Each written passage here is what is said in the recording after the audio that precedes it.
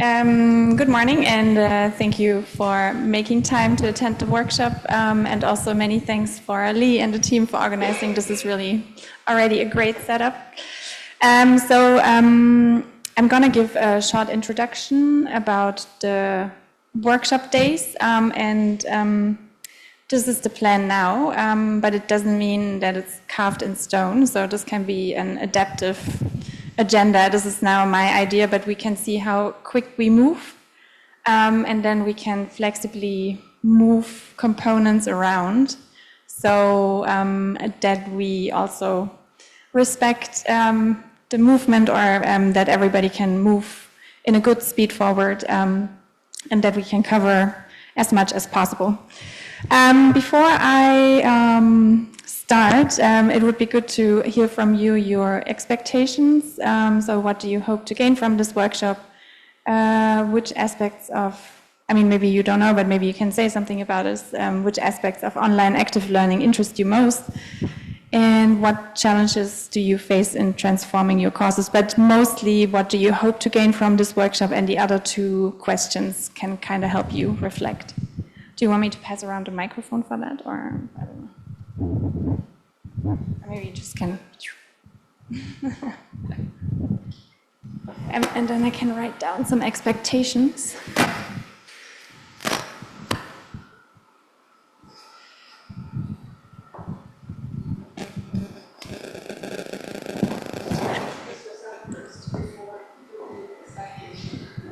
Good morning, everyone. My name is Christine Kim from Thammasat University. Nice to meet you all, and thank you for arranging this event, and thank you for visiting us again, Dr. Sandra. Good to see you again, Ajahn Fabio. Yeah, and good to meet you. Maybe later we can talk more to know each other. So I'm expecting that I may apply the teaching skills, especially for the student-centered active learning during the class. So actually, the GLOW project provided us the chance and opportunity to learn the courses last 2 years. And one of the courses I joined with Ajahn Fabio, and I could learn a lot from his teaching skills and arranging the student-centered activities. So I wonder, is it possible to use the IT online to make that kind of the activities? So that is my expectation. Thank you.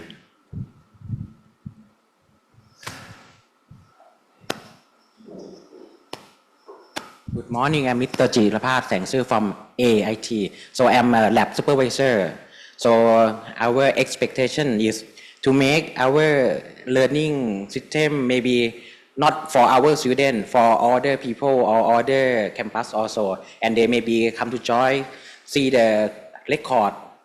Because we training a lot of AI model something. So I think maybe Thai student or Thai young, they want to learn the new thing. So we have the record from our faculty and they just learning from online and maybe they can use some. Thank you. Thank you.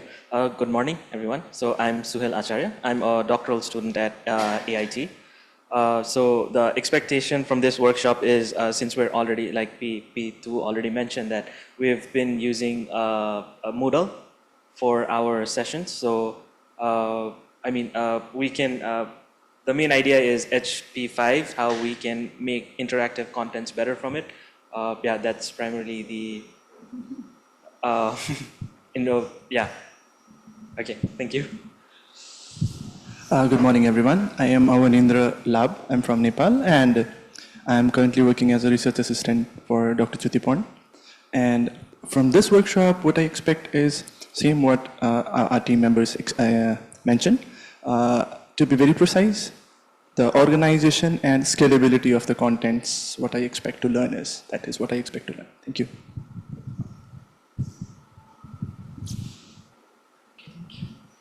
Okay. Good morning, everyone. And my name is Fabio Saini, and I am with the Global Health Program at Thammasat University. And in terms of my expectations, anything that I can learn about using technology will be wonderful for me, because I haven't really used technology a lot in developing my courses. So kind of a beginner. Therefore, I think everything will be beneficial to me. Thank you very much.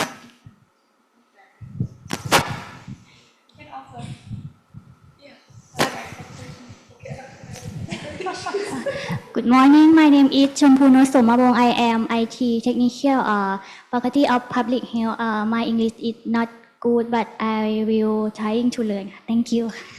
You will manage. You want to? Watikap, my name is Tony from AIT, and I am beginner for this Moodle or Scrum or anything. So I hope to learn something. Yeah. You're the third beginner, okay. So my name is Li Liang. I'm working at Faculty of Public Health, Thammasat University. So my expectations in two aspects. One aspect is a personal expectation from like we have been joining this, the Global project and the PI of the project. We have learned a lot of the active learning teaching methods. I just really want to convert that into the online system to learn from Dr. Sandra. This is one. The other is from the project perspective. We want to have, we already developed this booklet already, right, in the registration area. So we already delivered 6 courses. We really want to have these 6 courses, at least some of them have a short version, to put them in the online version, hosted in the actor website. So that is part of the sustainability of the project. So that's from the project perspective, we want to host a bit more. And also during the discussion of the courses 7, 8, 9, the last 3 courses, GASISA definitely has a plan to have long-term plan to host your course in the GASISA online system, EIT as well. That's why EIT, Dr. Jung will send you, and then from the institutional level also send Ms. Tony and another Vietnamese lady, if I'm not wrong, right? So that's all. We just like want to have this project now. We are going to finish by the end of this year, but we really want to host these things, continue to serve the people, the community, and to have this transdisciplinary higher education in research as well, to keep this going. Yeah, that's the expectation from the project perspective. Thank you.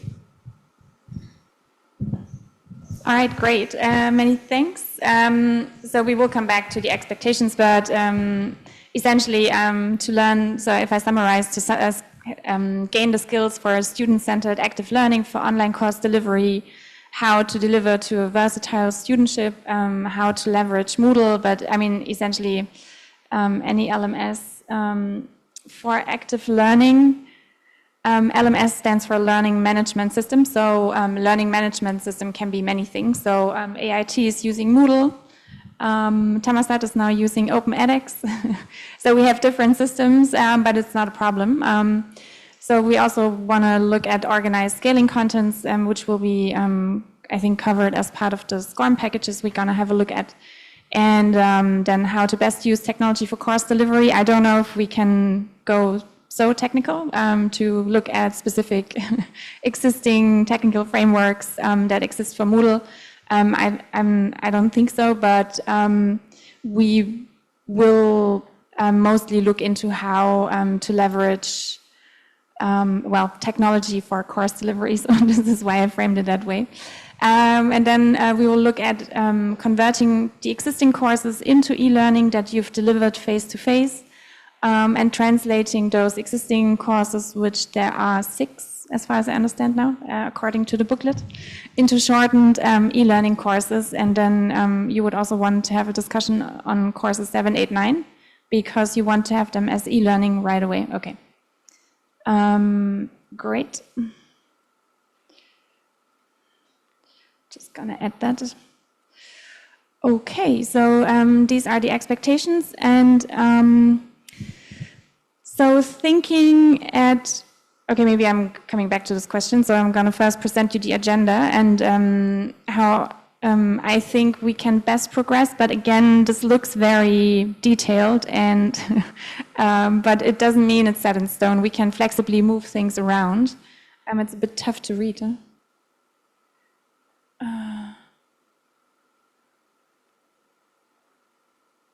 So maybe that's a bit better. Okay, so for today, we've already started with the morning. So we are in the middle of the welcome and orientation. And we can have maybe like a short round as well on like what tech tools you may already know. So I can add it to the list and maybe prepare during the coffee break a little bit on that. Yeah, we've already covered the participant expectations, so I think the input e-learning we can start after. We will delve, so I will give you an input on e-learning and active learning, which is not very active learning because I'm giving you an input, but for now it seems the most pragmatic in terms of adult teaching.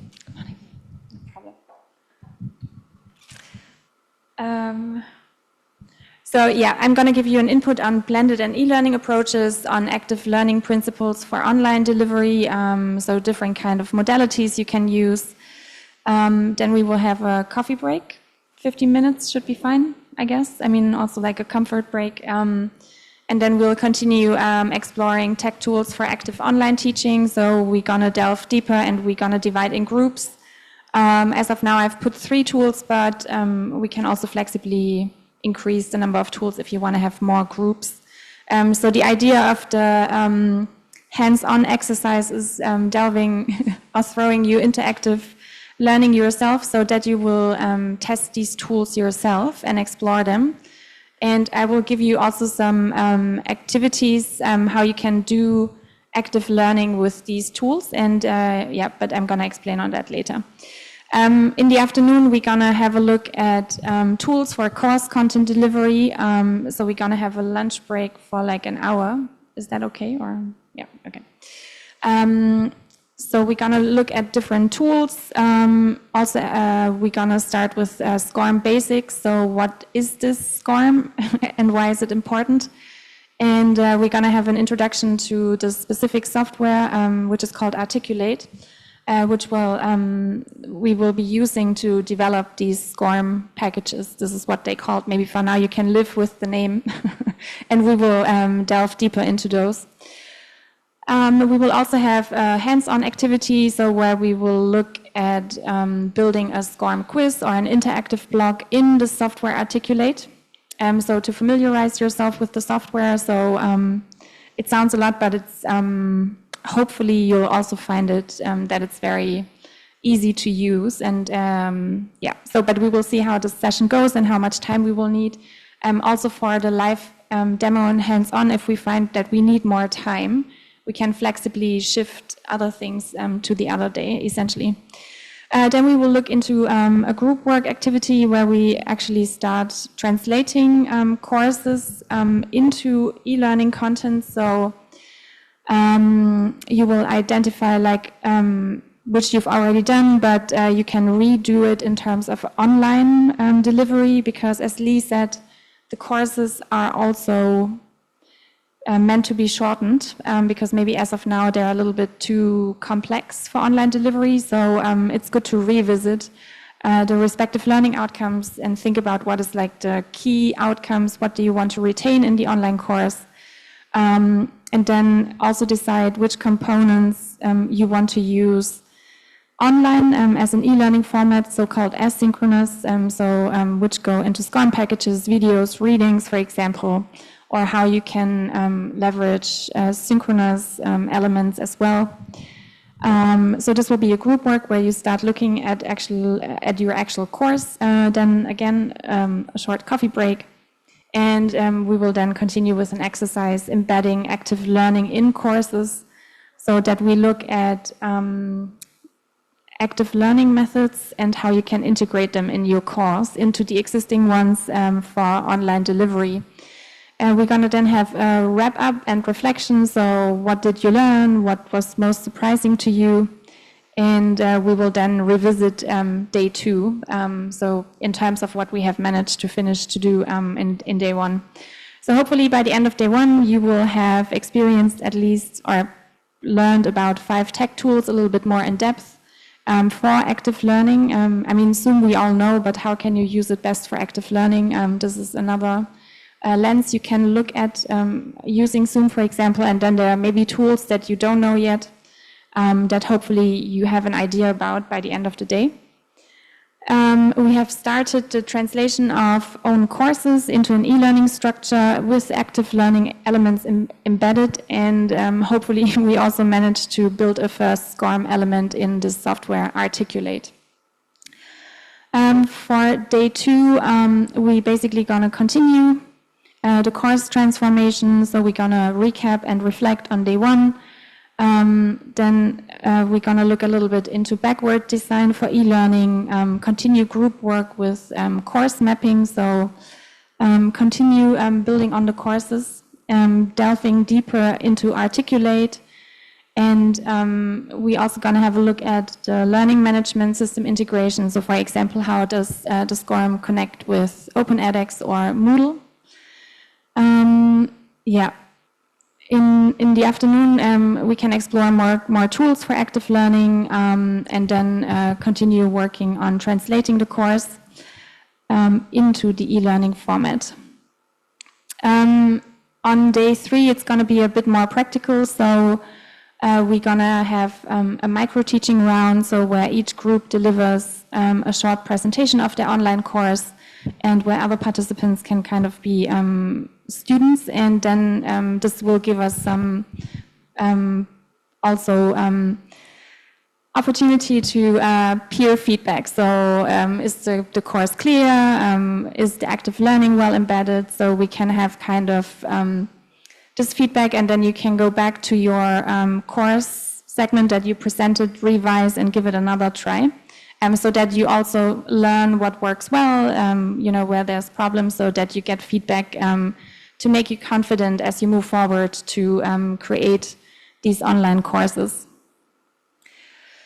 So after that, we will have a final presentation, question answers, and then essentially next steps. So that we discuss, for example, we can also facilitate more time for that, so that there's a possibility to discuss course 7, 8, 9, and then also how you want to continue to translate courses in your own university, and that we kind of decide who's translating what, and a way forward that we have these courses sustainably implemented as e-learning on the respective learning management systems in the universities. So hopefully after day 3, we will have, I think you just need to shut your microphone. That's the basis of the progress. It's still there.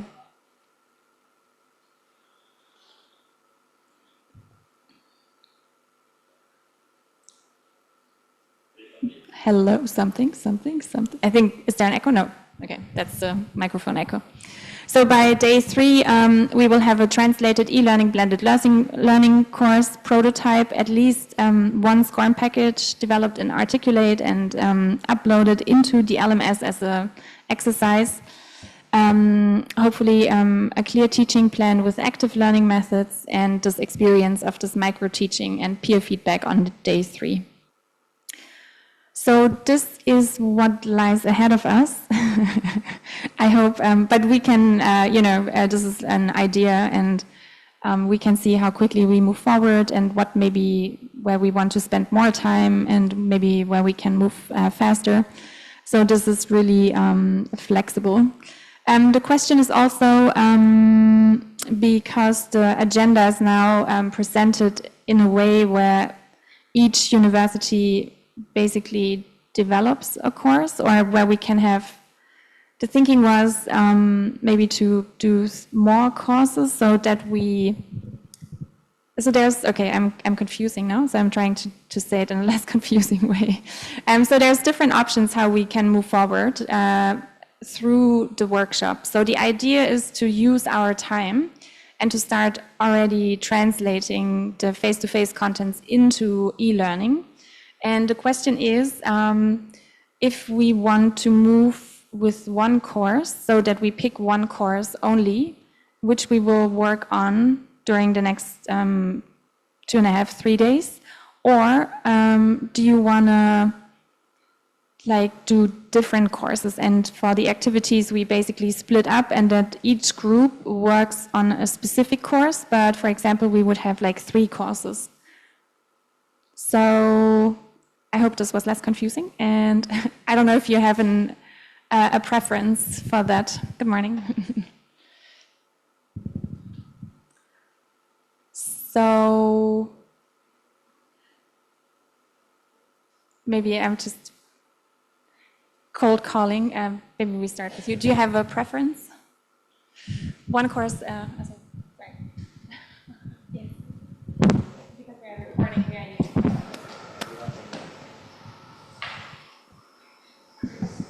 Or do you even have other suggestions what you want to do? Because the idea is to use the workshop essentially to get things done.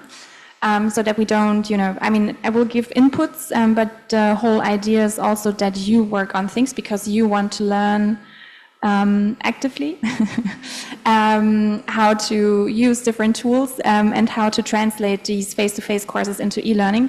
So the question is, do you want to work on one course or do we want to get started on 3 courses? Because potentially we get things done, but not finished, so which means that you continue after. So yeah, I don't know, or maybe you have another suggestion, so I'm very flexible. Okay. Yeah, for me, actually, I think we have only limited time to apply this into the full courses. So my suggestion is maybe we can pick one example student-centered activity to translate it or transform it to the online activities. So luckily in this room we have Ajahn Joy and Ajahn Fabio and myself who co-created one courses. So we may remind one of the student activities to digitalization. So that trial we can think which method, which platform or which tool should be the most suitable. So I think that is one of the suggestions from myself. Okay, so I'm not sure from this question whether you were thinking that the existing courses are going to be the ones which are turned, like the courses we had developed, those exact courses were going to go online, so I think that's the 1 versus 3.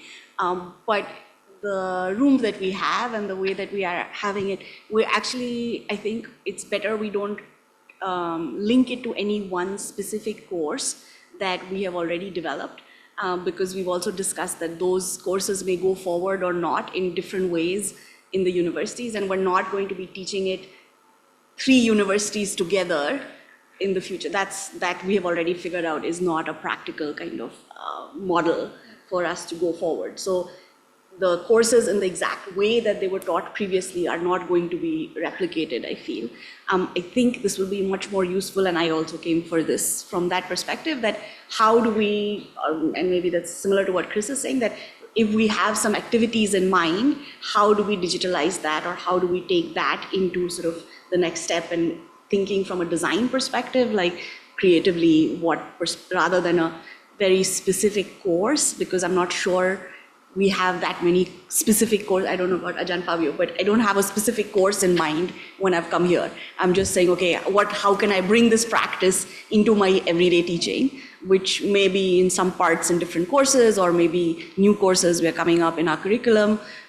So there's a little bit of flexibility there. I also want to sort of alert you that from AIT, we have several people here, but they have not directly been involved in our courses, but they are actually people who at the institution level or at the school level are routinely helping us with e-learning platforms. So we thought this would be an useful sort of knowledge expansion for them to be able to help other faculty in the future as well to think about when they're integrating into classes, or including sort of giving advice to the institute what kind of platforms or where and how we can expand in the future.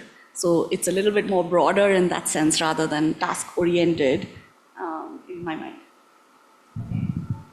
Yeah, taking in opinions. so maybe if you pass around, if there's...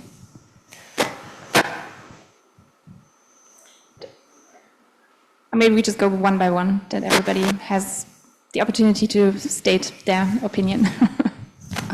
As you told us that this is a hand-on workshop, so I would prefer to go one course by one course, so let people practice from the beginning to the end, so everyone can at least have an experience to pass one course and then go to the other. Yeah. So the AIT technical front, I'm not sure. Okay. Okay. For me, I don't have any idea, but we can keep following you guys. Just maybe for her advice, I think it's okay. Just we doing like one course, and after finish we go another.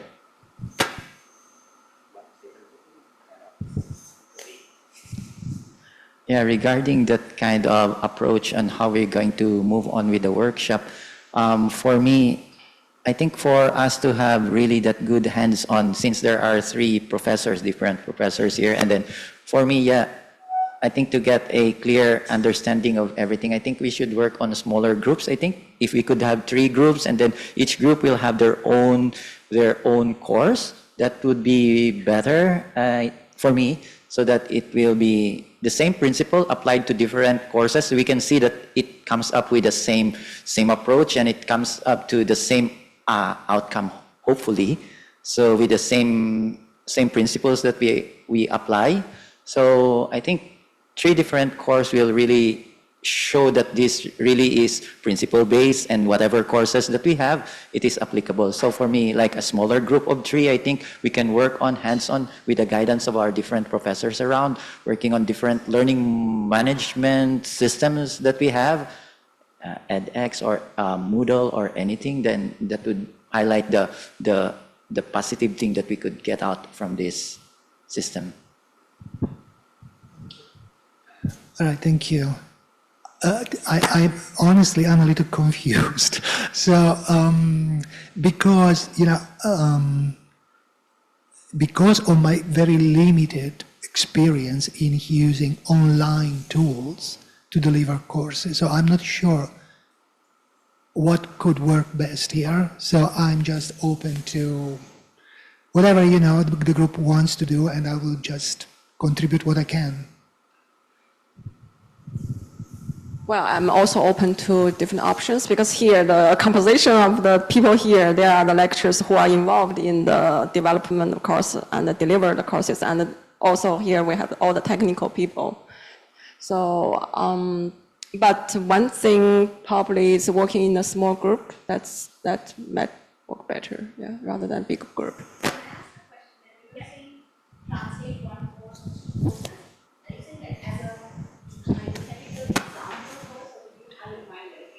This is what we're going to take into a class, because I think it's a hypothetical course, whether it's 1 or 3, I don't know which would be better. That would be, your design, either is fine.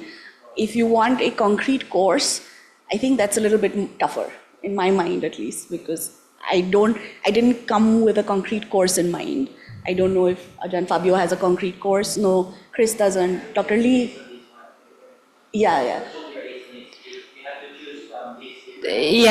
So basically we're saying that if we're going to just tackle one point of that course 1, which is transdisciplinary approach to the zero anger, or we should together with another course side by side? No, that's what we are saying, that we don't necessarily these are the whole project was an experiment, right? So we experimented, how do we come up with a new course? So the different instructors, we've had training for 3 years, we've done this now. So it's not necessarily that all the teachers of that course are in this room.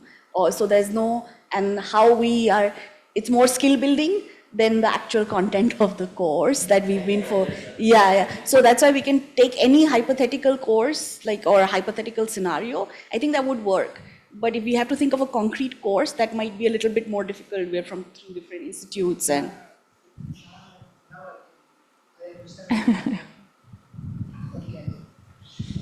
Yeah.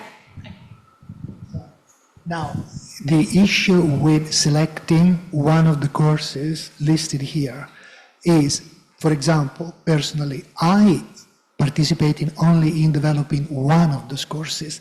With these two of my colleagues, I don't know anything else about the other courses listed there. I wouldn't be able to help you with anything about the other courses. I don't know if Jan Joy or Jan Chris would be able to do that, but I would only be able to, if we picked a course, it would have to be only the course that I helped develop. The others, I don't know anything about. So I think we are stuck with one course here because there are only the three of us.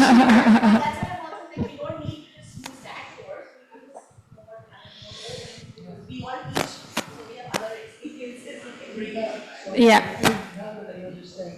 I agree with Joy that because we are talking about transdisciplinarity, right? So it's about how to translate transdisciplinary teaching into online. Well, maybe then we don't need a specific course, but just let's see how would this work in real life if we were to start designing a new course. And here we have people from different disciplines, plus all the colleagues who can help us with the technology. Okay, maybe that may be more interesting than more real life. Okay. Yeah, I think so. What we're saying, we should not stick with the book. We could come up with something new because we have different areas of specialization. Some from IT, some from management, some from that. So we could maybe come up with a new one, and maybe that would be better. Okay, yeah, many thanks for the feedback. So initially, the idea was to indeed use an existing one. So I think the idea was to use the one that you designed, the three of you together, with the idea that you don't know, because the project is ending this year, end of 2025, and it's not yet clear how the courses will be kept alive, in terms of which university will facilitate or continue to be able to facilitate which courses, at least that is my understanding now. Okay, so, and the idea was that we could use this workshop to keep existing courses alive in the sense that we would touch one and then translate into an e-learning module that could be then hosted at any of the universities, essentially. So you could even take modules flexibly and integrate or offer as, I don't know, I mean, we can discuss at the end of day 3. So because the idea, the benefit of, I think, doing it that way is that we don't have to come up with something new because the time is limited. And if we come up with new things, we can do it. It's, flexible, but we would need to assign time for you to come up with new things. So, basically we can look at also how you can maybe use existing PowerPoints and so on, and think about how you can translate components of this PowerPoint presentation, for example, into a more active online learning method. I mean, although it's very concrete, I think under the hood we will still look at these linkages between, the translation between how can you basically translate existing contents or the way you would, PowerPoint contents into a more active learning online method. And we will look at different tools, how you can do that.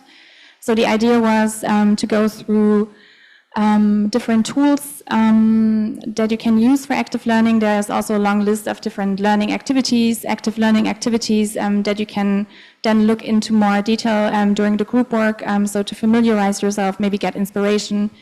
So the idea was that after on day 3, you will know how to use Articulate, essentially, which is the software to design e-learning contents in a way it can be uploaded to any e-learning platform. So whether it's Moodle or Open edX, it doesn't really matter. So we'll design so-called SCORM packages. And we will think about how we can translate more, let's say, conservative learning components into active online learning tools that ideally can be delivered in a self-paced way, so that you don't need to actively kind of support. I mean, but again, I guess, we can discuss, because there's a lot of unclarity how things will continue and whether you will be able to support these courses or whether they can be translated as e-learning, self-standing courses that people can work through but still contain active learning elements, so that it's not just a typical course that they work through, but that it's actually problem-based learning, active learning, all these elements that you've used for the face-to-face, but translated into an online tool. And then we can also look a little bit into technicalities, so how the SCORM can be uploaded to Moodle, but maybe I can outsource this to the AIT IT team. Maybe actually I can make this active learning problem for you. Basically, that you give us a short presentation what is possible, for example, with this new framework with regards to Moodle, like what is new, what can be used, for example, especially with regards to SCORM. So that we kind of have maybe a more technical view on active learning, and you also get to delve deeper into that. So that would be the idea. I don't know what do you think about that. Whether, I mean, I'm very flexible.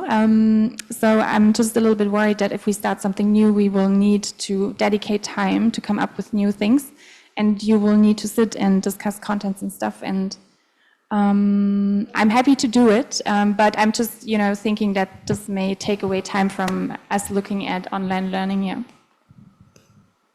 So we essentially need one class or two classes where the content is already ready. It doesn't have to be a GLOW previous course, but because the idea is, the one part of this, and this is more project related and not involving others, but I don't want this to translate or be an understanding that because three of us are in this room, we are now going to be offering this as an e-learning course, right? Like, for us, we have to we're committing to the learning these techniques part of it, but I don't think we have the scope to say, okay, now this particular course, because these three instructors are available, this is going to be, the GLOW legacy, and it's going to be an e-learning thing which is available forever for other people. So let's scale that back. Yeah. But I think if we want to use, we basically want to use an existing course which has some PowerPoints and a syllabus and things like that, we can definitely use our course. I have courses that I teach on a regular, maybe Ajahn Falvio or Chris also have courses that we teach on a regular. I'm happy to we can use those. That's fine. Okay, great. But not that we're then saying, okay, this has to go on the GLOW platform. Like, it's a teaching opportunity and learning opportunity for us, but I don't want to put my class on GLOW platform. So it's fine. I mean, we can discuss. Things can continue. It's noted. But certainly. So, if you want an example class, we can use the health class, no problem. We can also use, I'm saying, my existing course, which I teach at AIT, we can use that course as well. I have PowerPoints or whatever. So we can make that learning. Yeah. So if you need example courses, we have enough, I think, in the room between all of us. Yeah, that's fine. Okay, great. So is this course number 3, this transdisciplinary approach to health and well-being? Or yeah, okay. That's the one you worked, all 3 of you? So I think because it could jumpstart delving deeper into online learning because you're the content expert. So I think it will also be interesting to translate this teaching experience that you already had by delivering the course into an online format, because you also know what kind of was exciting for students, what they really enjoyed, and how you can kind of translate this maybe into an online activity that somewhat can replicate or emulate this experience that you had in the face-to-face. So, all right, I think the only thing we need is access. I don't know how this can be facilitated, or if there's a challenge in doing so. I'm not sure, yeah. Permission to share the class delivery folder with this, with the people here in the room. But I don't want it to be then. Don't worry about that. You do not be. That's the vision. We are not ready for that. No. It's the experiment. So now, Chris, are you okay with that? sharing with the, okay. Yes, as John Jay said, yes. Okay, I'm going to do it now. But can we make a copy? Can we make a copy of the folder for us to play around with for this workshop rather than mess with the original materials? Yeah. Also, I don't have my computer, so I don't have access. I think maybe from your pre-course, maybe we just only one small part from your course. If not, we don't need the full course, so we can support that how to become the active learning online user, but just only maybe one part or 1 to 3 chapters. Yeah, it's fine. Something Yeah. like that. So we don't need to start a new course. Just Yeah, we have. you. Yeah. Good suggestion. Yeah.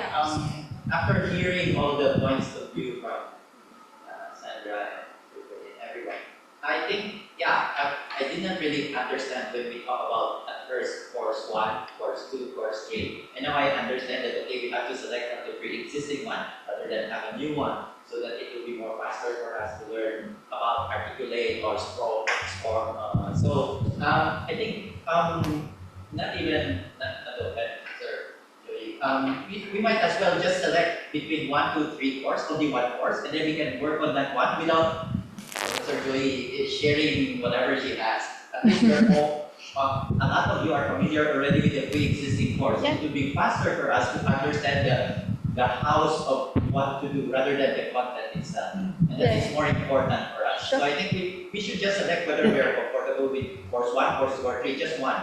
Okay, never talk about 4, 5, 6, 7. Just select one out of these first 3 courses where all of you are already working on it and you know how it works in and out. So we can just focus on understanding how it is applicable with the articulate process. So I don't know, that's my point. After hearing all of those, Thank you so much, Mr. Tony.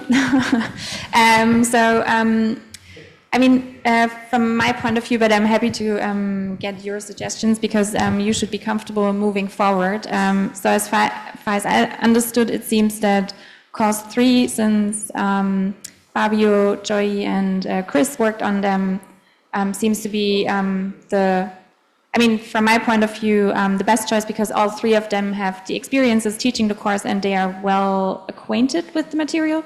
So maybe we can have later groups where you kind of separate and maybe 3 groups, and I think that will be quite nice. But I don't know about the other courses. Course 1 or course 2. I'm happy. It's just that we need to make a choice.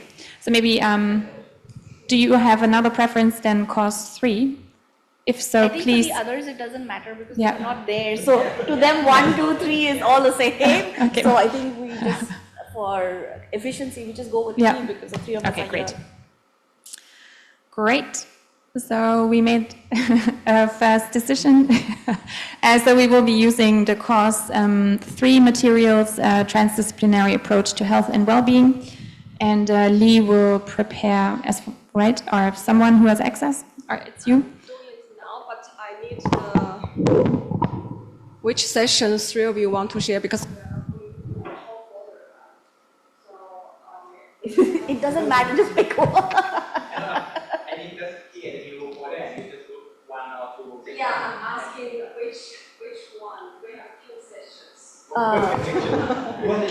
I'm downloading. Okay, day 1 we were with the students. Day 2 we went to. I don't know, maybe we are not pick sessions. Yeah, exactly. That's what I'm saying. Other than that. We cannot pick the sessions that we did with the stakeholders because there were panel discussions with a panel of stakeholders, okay? The other days, anything day really. So I think 1, 3, and I 4. don't remember, honestly. Even I don't remember. So 1 I know we definitely was not. Do you remember which day we went to Kasat Sat? Day 2 or which day we went to Kasat Sat for the stakeholder?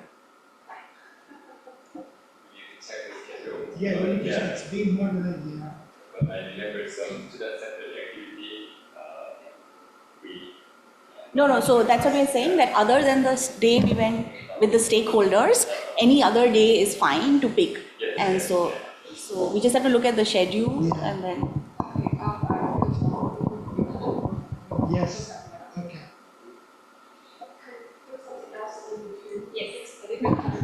Coffee break. I mean, depending on you, if your coffee need is higher than your need for getting a theoretical input, then I'm happy to do a coffee break now. So do you want to continue, or so who wants a coffee break now? No one? Everybody's shy? Okay. In that case, we will continue, and then we will have a coffee break after, and then you can digest the inputs, I guess. So let me just... So day 1 or day 3? Okay, so you're settled with the... Okay, great. So we continue with the input.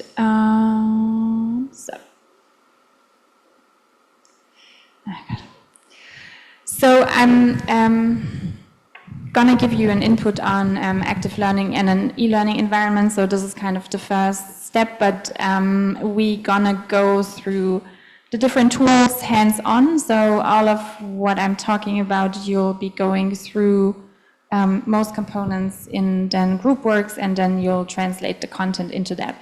So just to, catch everyone up, but I think after 2 years of the project, we are all pretty much aware of what problem-based learning is. So essentially, the student is in the focus, so not the teacher. I'm giving a bad example now because I'm clearly in the center because I'm talking, but we will have active learning components later on. We will talk about, or as problem-based learning is talking about real-world problems or tackling real-world problems. The whole approach is meant to be collaborative, inquiry-driven, and the facilitator guides, so it's not giving a lecture like I'm doing at the moment, but it's guided, so the facilitator roams around and the actual work is done by the students. So I found this graphic actually quite nice because it shows that it completely flips the process. So from traditional learning, we are told what we need to know, then we need to memorize what we are being told to know, and then we are assigned a problem to illustrate how we are using this new knowledge to actually solve the problem.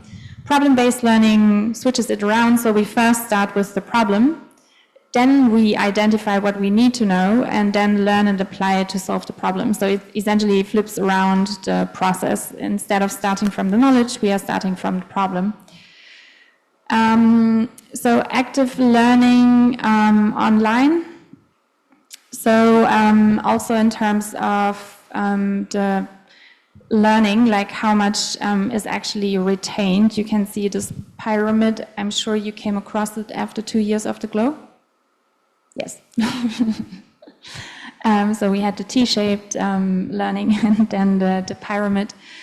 So the active, as you can see, it starts by teaching others, and the percentage show the average retention rates.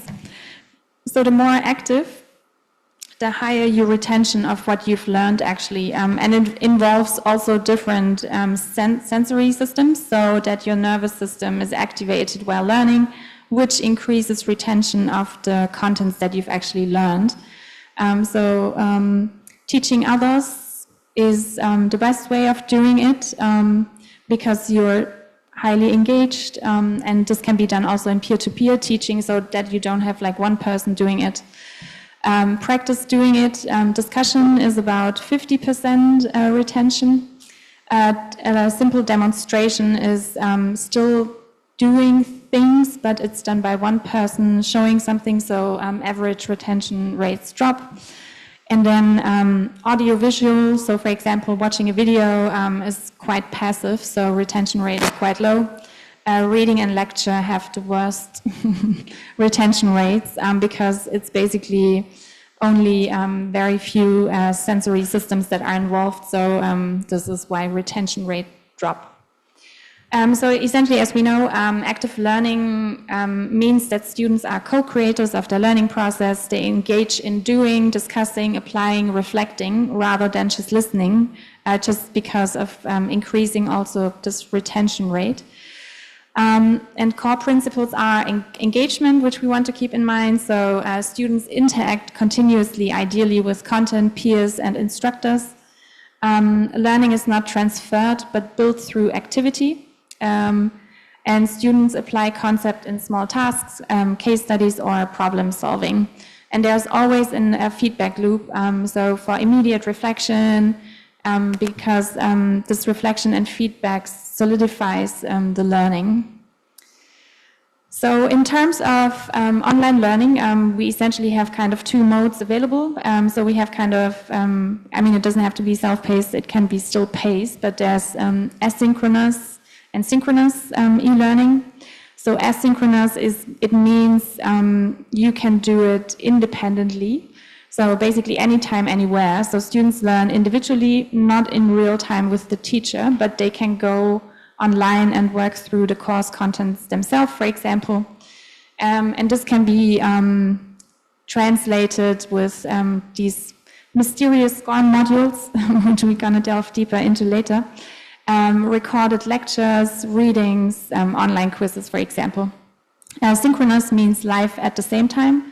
So this means students and teachers meet online, for example, as you've done already many times via Zoom, Teams, to have presentation, discussions, polls, or breakout work. So I just wanted you to be familiar with these terms because they may pop up again during the next 2 days.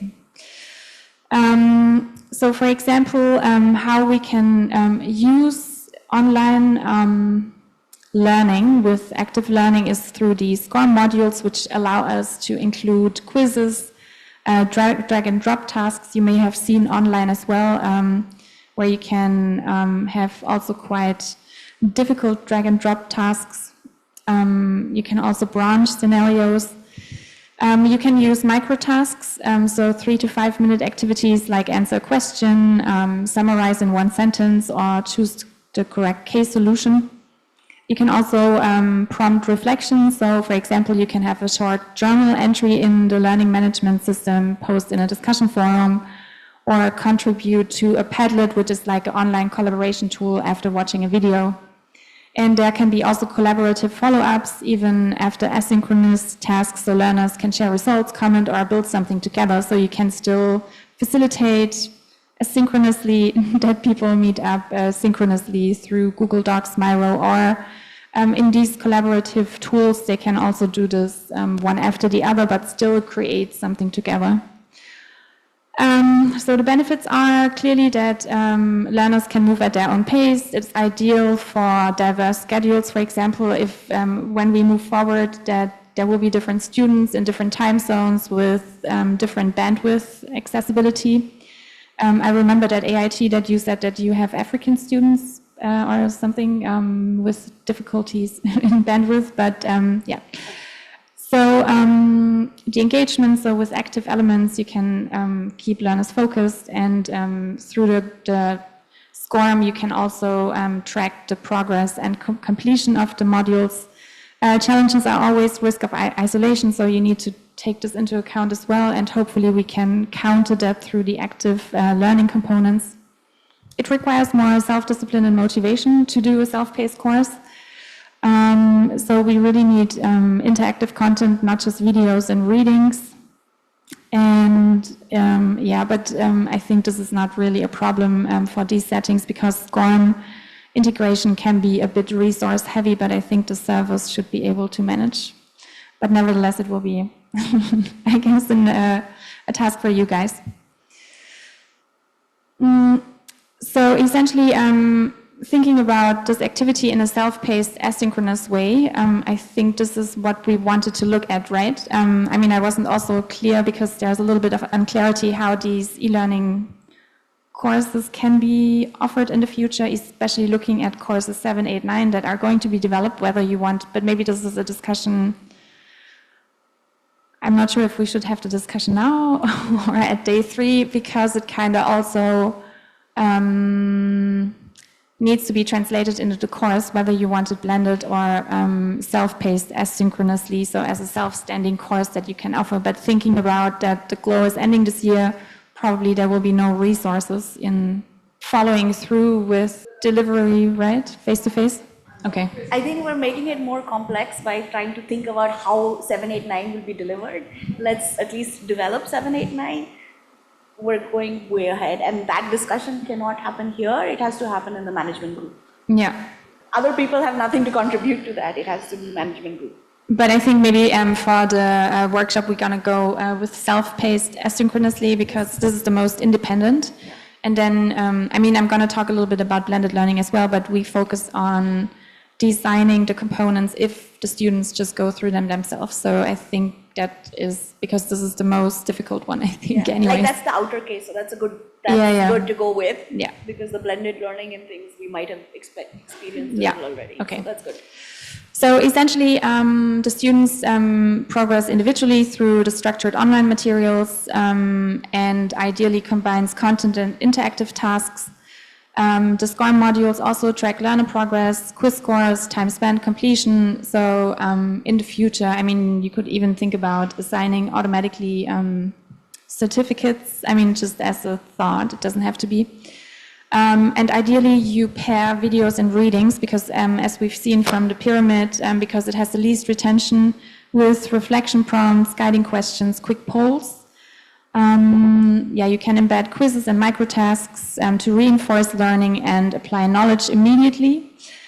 And again, collaborative extensions can still be done even in an asynchronous setting. So you can still ask students to post in discussion forums, and you can come up with kind of a self-governance structure for managing these extensions. And maybe you also want to think about how you can give guidance in terms of pace, for example, if different students go at different pace.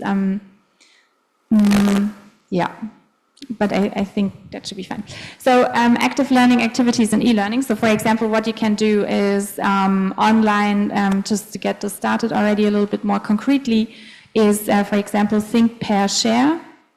Which can be done online. So the think is a short reflection question which can be posted in chat or in the learning management system as part of a activity slide, for example. So students could basically meet up but you can also do it asynchronously by asking students basically to record videos and upload instead of doing it in breakout rooms in Zoom, for example, so that they pair up, discuss for 3 to 5 minutes, but you could also do it differently, that people react to other people's videos, for example. And then you could have a share phase where students then post summaries in Padlet, Mentimeter, or report back, depending on how you want to do this, in a plenary. Polling and peer instruction, so you can post a question via Zoom polls, for example, Mentimeter or Kahoot. Kahoot is something we're going to look at later as well. Students vote, and then you can have breakout sessions in small groups, for example, repoll after the discussion if opinions shift, for example. But again, you could also do this as an asynchronous way, so you could still have the polling where you have the question, students then vote and basically present their point of view, and other people watch the videos, maybe they can even rate them, and then repoll. Case-based learning we had, so to present a real-world case, and then this real-world case can be analyzed with guiding questions. Deliverables could be shared in Google Docs, for example, with the joint analysis, through the Miro board, mapping stakeholders, for example, or you could also do it synchronously, where people report in a plenary. You can use collaborative writing and brainstorming tools, so like Google Docs, Padlet, Miro, Jamboard. So the task could be to co-create a list, a concept map, or a mini poster. So you could do kind of an online gallery walk, which can be done asynchronously or synchronously, where each visit the other's boards. Then the micro tasks, so this is important also for keeping in mind because research shows that retention or focus is very low online. I think it's even lower than the 10 to 15 minutes, but maximum should be 10 to 15 minutes until you offer another activity. So you could have a multiple choice quiz, for example, one word in the chat, reflection, annotate a shared document.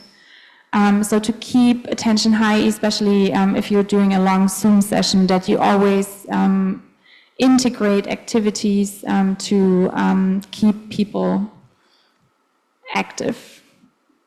Because otherwise people zoom out and focus drops.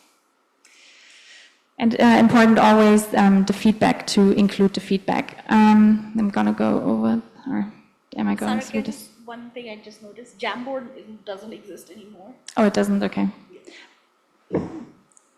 They discontinued it. Maybe it was merged into another software. I'll update the slides, no worries.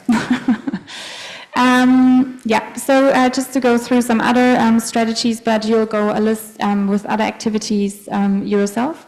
So for example, you can also do online podcasts where people interview themselves and develop podcasts, online assessments, you can do research, instructional videos, online discussions of course. And you can, depending on whether this is going face-to-face also, you can have different things, for example, poster boards, you can have debates, art projects, you can even do like a role play, which is pretty cool, which you can actually also do online. It requires more work, but actually that would be an interesting activity as well, developing like one module as a role play. There's like different modes of blended learning. So the flipped model essentially translates it in a way that all the theory students do before the class, and when they come in class, it's only a discussion and reflection, some activity. Then there's the face-to-face driver model where you have a couple of materials online, the rotational model where you have specific periods where things are offered online, face-to-face. Then the flex model is basically the self-paced model, so where you have everything online and you give them full freedom. So they work through the course themselves. And then the enriched virtual model is where you have primarily online contents, but maybe every other month you have defined face-to-face sessions, for example, for collaboration or other activities. Yeah, so I think I can go over this one. So just to give you an example, this is revisiting a slide I already gave, but just to give you a concrete example to get you already stimulated. So if we imagine a problem of heat stress in farming communities, so there is a rural farming community in Burkina Faso in Africa, and Burkina Faso is very hot. I can tell you that it's much hotter than Thailand. So Burkina Faso experiences weeks of temperatures above 40 degrees Celsius, and it's very dry. And the desert is basically moving into Burkina Faso. So they do have a significant rise in temperatures due to climate change, and farmers report increasing health problems such as fatigue, dizziness, dehydration, headaches, and of course heat also reduces work productivity just physiologically. We know that productivity drops at a certain level, and this directly threatens livelihood, crop yields, and household food security, because especially in Africa, as you may know, many people are small farmers who depend on what they grow. So all of a sudden, if they cannot get as much food anymore, it's directly linked to food security and basically oftentimes leading also to child malnutrition. So the question would be, how can the community adapt to rising heat while protecting human health and ensuring sustainable agricultural productivity? This problem introduces students to the intersection of climate change. So here we have heat, occupational health, what does heat mean for people? Food security, how does this chain work from exposure to heat to less food grown on the fields? and then think about adaptation planning. So, for example, what students could do online is you could give them a guided research. So, for example, they could review the WHO guidelines on occupational heat exposure and health risk thresholds. They could look at other case studies of adaptation strategies in similar agroecological zones. You could give them a multimedia exploration. So, for example, watch a short video on the use of wearable health sensors in agricultural research, especially for understanding hydration and informing them about their hydration levels. They could explore other interactive tools. You could give them a forum prompt, what ethical and practical factors should guide the design of heat adaptation strategies for smallholder farmers, for example. When you have an in-person activity connected to that in the future, you could think about small group discussions, for example, where people take on stakeholder perspectives. So where they take on, in this scenario, local farmers, public health officers, agricultural extension workers. And that could be really cool because you could even do like a live action role play where you have the scenario and different people take on roles and try. You could give them characteristics, like, for example, I'm the local farmer, I have 3 young children, and I really depend on the food. And then you have policymakers who have much different interests, so you can kind of give them characteristics and objectives that could then steer the role play. So, for example, we've done a role play for climate denial, which was really cool. So maybe I can show you that also as an example, thinking about that, because this is like a really it's a different project with which we have with Japan. So with Kyoto University, where we developed a live action role play to understand why people would deny climate change. So to essentially create empathy for other people's perspectives. And the funny thing is, so the live action role play, it's not a climate scenario, it's set in medieval times, and different people get different roles. So maybe after the break I can show this quickly, like how we set this up, because this is something really cool that you can also think about doing, because the funny thing, it worked really well. So I was very surprised. It was my first time doing a live action role play, and people were all falling in the trap of becoming climate deniers in the game. And, you know, after the game, you do a debrief. So you connect it to, so first of all, you ask, like, how was the game after everybody finished? How did you feel while playing? What do you think this was about? And nobody thought about that this is about climate denial, which was very funny. And then they were all kind of very surprised. And I think some of them a little bit puzzled why they went into this position of a climate denier. So I can show you maybe after the break. So this is something which you can connect here as well. And you can connect theoretical input with it. So this is a really strong tool. Yeah, you can map out causal relationships. So you can have people work on a mind map where they can have this relation in a more complicated way and what it means. So heat leads to productivity loss, to income loss, to malnutrition. But you could have it in a more complex mind map where people work together. You could co-develop a heat adaptation strategy that looks at health protection, agricultural innovations, policy inputs, and present the plan to a simulated community council for feedback, for example. So this is one example. Yeah. And another one could be that you look at climate change, which we just found is increasing crop failures because of droughts, floods, temperature extremes, and this is leading to a decline in dietary diversity. So threatening the intake of essential micronutrients such as vitamin E, iron, zinc, especially among children and women in rural and low-income communities. So one question that you could start with is, how can we design effective sustainable interventions that ensure access to key micronutrients despite changing climate conditions? And looking at online, you could, for example, give them a data exploration and analysis activity, so using an interactive map which is existing. So for example, FAO hopefully still offers the climate and nutrition dashboard, but I'm sure there's other activities you could use. So to familiarize students, first of all, with these organizations and important key players of nutrition and climate change and what tools are available, because I'm always surprised when I go to WHO and other websites, like what they have available, because they really have loads of tools available and we don't really use them. You can give them an independent assignment, so basically review and analyze an existing nutrition-sensitive agriculture policy. You could also do this here for Thailand, for example, that they actually look at a policy and write a reflection about this. You could have an online discussion prompt where people then engage in this discussion.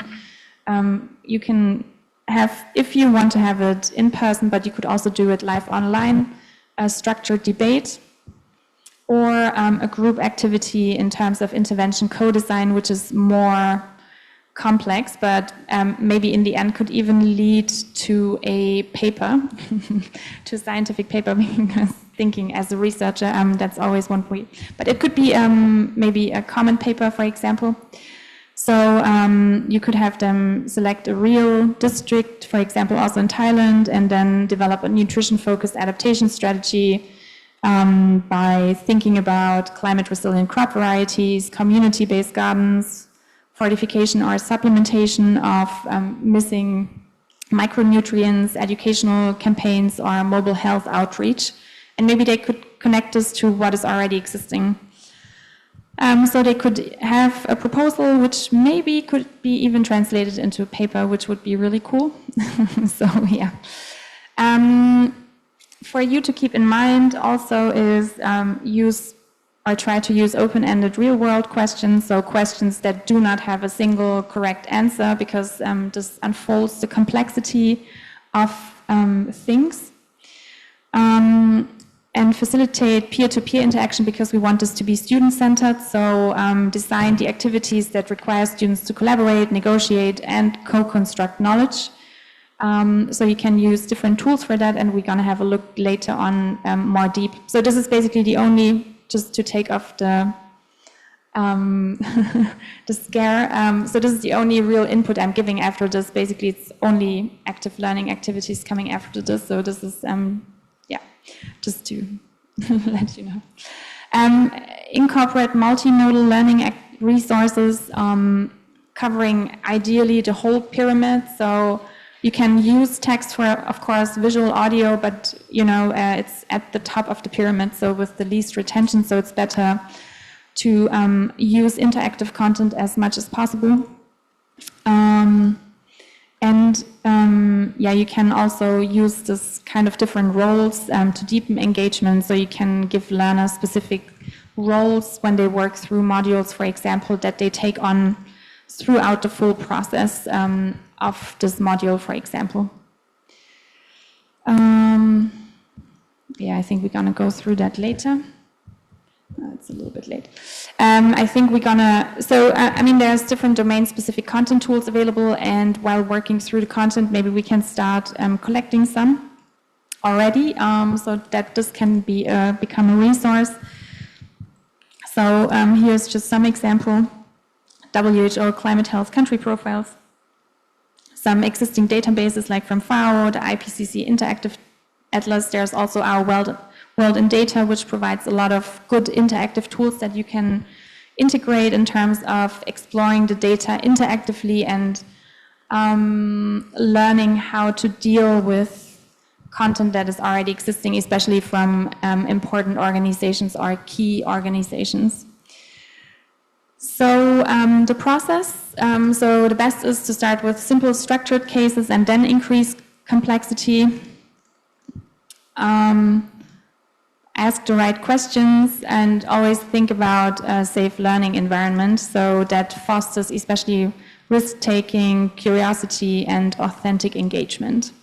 And don't forget to set expectation and use inclusive language and try to create an environment that ensures respectful dialogue, because many people have experienced cyberbullying, so this can also be certainly come up in e-learning contents. So we will see. There's a tool which you can use. Oh, it's not Spring, it's Sprint actually. I don't know if you heard about the Google Design Sprint. No, not yet, okay. So essentially it's a structured process that allows to get from an idea quickly to a first prototype and test. So it's meant as a 5-day tool. So each day you cover a different phase. It can be done shorter.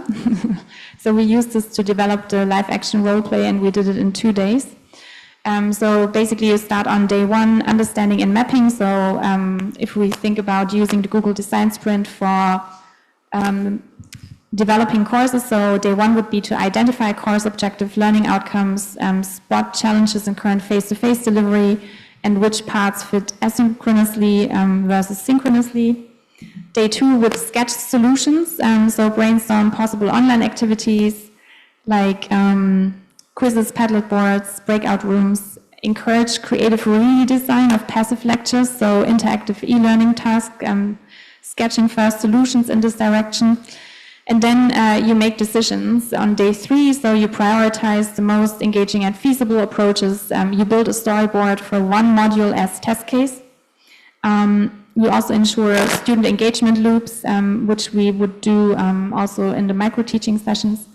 You build a first prototype, so build a working slice of the course, for example, a SCORM quiz in Articulate.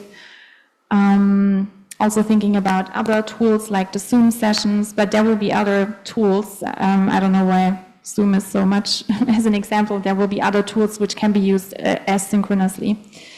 And then the 5th day is to test. So this is what we will be doing a little bit, and how the agenda is reflected. So we follow roughly this Google Design Sprint idea. So you run a micro-teaching session. We will run a micro-teaching session with each other, so that we can have feedback and engagement and clarity on whether the module is actually doing what it's supposed to do. Then you refine and improve before full rollout. So that would be the idea of the Google Design Sprint. You can also look it up. There's a book about this if you're more interested, or if you are interested in. Let me just. So here, so this is the book Sprint: How to Solve Big Problems and Test New Ideas in Just 5 Days.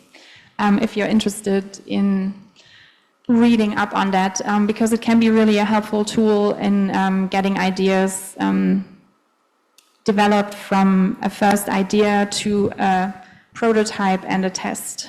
So it provides you a lot of insights on that, like what you can use also for the different phases. So yeah, basically they do it in a week, so you find Monday, Tuesday, Wednesday, Thursday, Friday, and how you then guide the different processes. So that can be also helpful for you moving forward, so that you kind of have a tool that gives you a structure to move forward in a very constructive and proven way, let's say. All right, that's it. This was just a quick run through to kind of get you theoretically warmed up for the activities that are going to come. So we will be delving deeper into these online tools like Kahoot, Miro board, and you will be going through in groups the different tools, and I will also share with you, it's online. So have we shared the Google Docs folder? Not yet. The other one for the workshop. Okay, great. But I'm gonna explain in more detail after the break.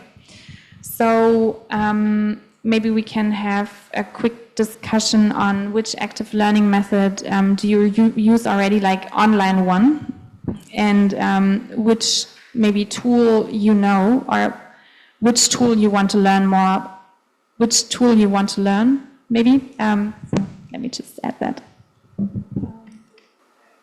All right, maybe we can have like a flash round. So I'm starting at Chris again. So maybe the microphone. So maybe if you just, if you don't want to answer a question, it's fine. Just pick one and I'll collect answers and then maybe after we've gone through. So what do you see working best in your context? Which online active learning methods, do you already use, and which digital learning tool you want to learn or know already, which is kind of similar to the other question, I realized. And basically it's about what do you think works best, what do you already use, and is there something that you always wanted to learn? So I could see a lot of information about the useful online tools from your slide, Dr. Sandra. And I try to keep matching the tools and our pre-existing classes. So we agreed that sharing the case study from our course, day 1, day 3, and day 4. So I think to answer these questions, we should understand what we would like to teach to students using what kind of student-centered active learning method. So identify what we need to do, and then think how to matching from the pre-existing tools or choices. So I think the selection process is necessary by doing to see the trials and errors to figuring out the best fit. So let me briefly share our pre-existing courses. So basically, these transdisciplinary courses, not teaching the concepts of the transdisciplinary, but by doing the activities, they understand and experience what is the TD approaches. So there is the most important thing is the attitude. The student have to get the attitude to listen from other people. So Ajahn Fabio designed a couple of activities. Maybe we can listen from Ajahn Fabio more details, but yeah.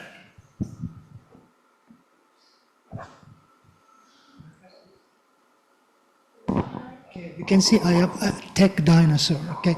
But yes, so in our talk, going back to our course first, it's been more than a year and I don't remember exactly everything. But talking in general, okay, I think that which model can work best, in my experience, it's a mix of asynchronous and synchronous. That's what I can say based on my experience. Because I think it's valuable for the students to engage critically, their critical thinking, by giving them some scenarios or some case studies where they can start thinking about problems, and then giving them some questions to start reflecting, then creating opportunities for them to discuss those questions, also asking them to think about what additional question would they have about the scenario. For example, Sandra, I can give you an example of this. If you can put on screen the example that you showed about Burkina Faso.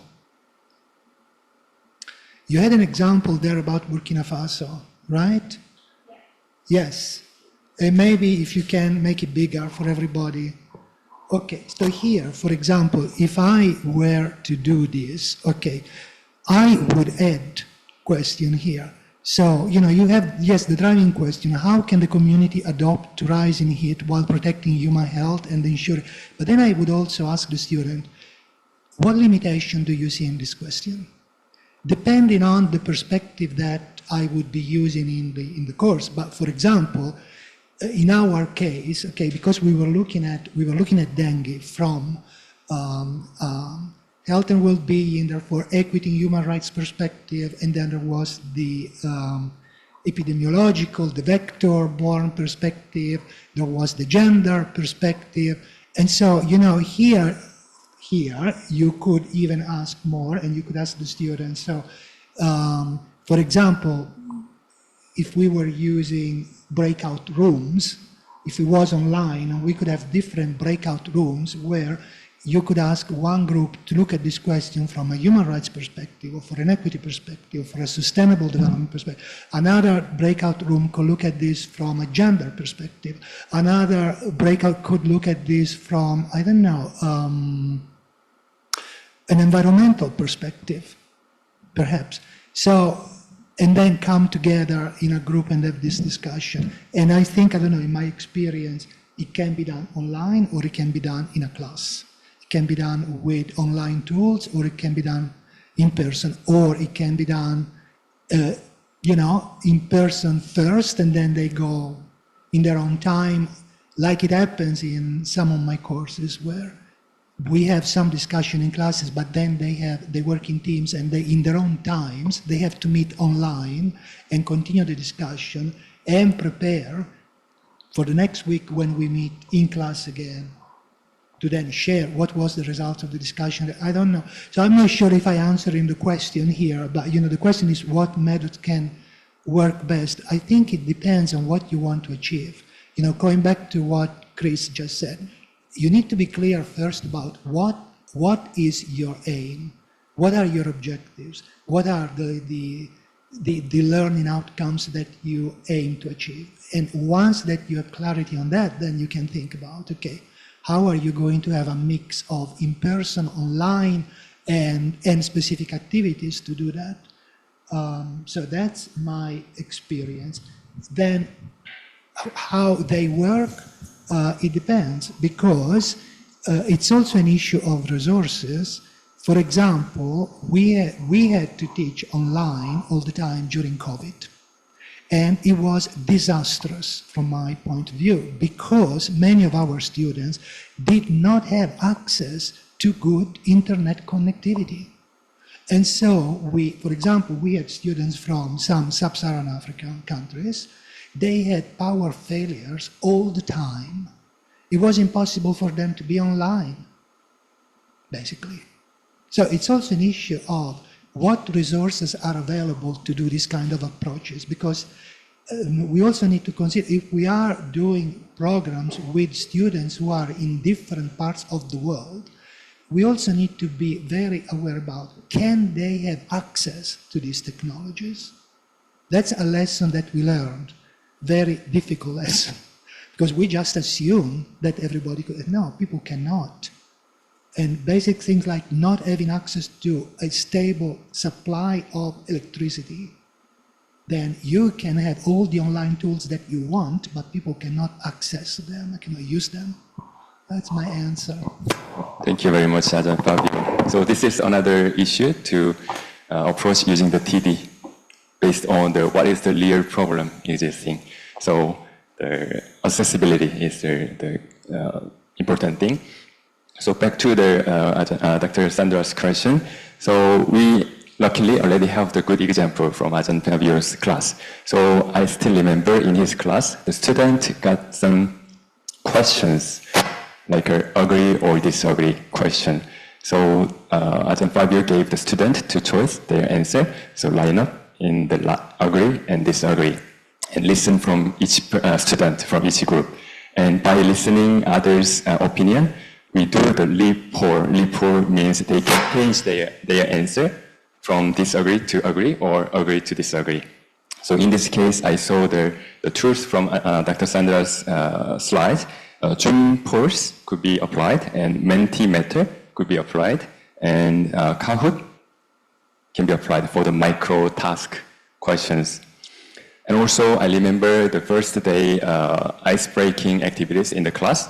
The students have to line up. We had about 20 plus students, so we made the 2 lines using the chairs, and the student matched one each. And Ajahn Fabio also gave a question, and students have to answer the question to their peer. One pair, 2 students, they have to listen from other student, and then one of them had to speak out what they listened to everyone. So this kind of the individual activity to the group activity can be applied Zoom grouping tools. And one more activity was the last day, the day of the closing this course. We would like to listen from the student about the reflection of this course. So Gian Fabio separated the sections with the attitude, skills, and knowledge. And each single student had a pen and papers to write down from each category and put it on the wall. And sharing these keywords all together, just like a gallery walk. So for this activity, the Padlet could be applied. So in this example, we already have all the content and just to select the best bit from the tools we have. Thank you.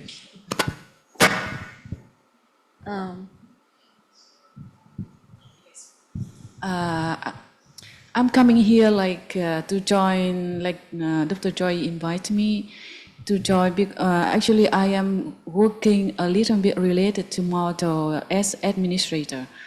So the content you talking about from the beginning, it really not much related to what I'm concerned, but in my past, my history, I also deal with a lot of activity like training for adults, learner. And the activities we also use, because we focus on the participant-oriented. So I can give an example that connected to what I'm concerning right now. For the activity during the class, the ice breaking, for example, is very interesting when we work on-site, but I don't know how to work it online. And particular, another example, for example, at the end of the course, we always have the evaluation for every participant. Normally, we give them the flashcard and they can write down by every question that we raise. But then later on, we changed into the other method, like they can scan the QR code and then answer immediately. So both the organizer, the instructor, and the student can have the evaluation at the same time. We can discuss how to improve for the next course, for example. That is a very best way that I think.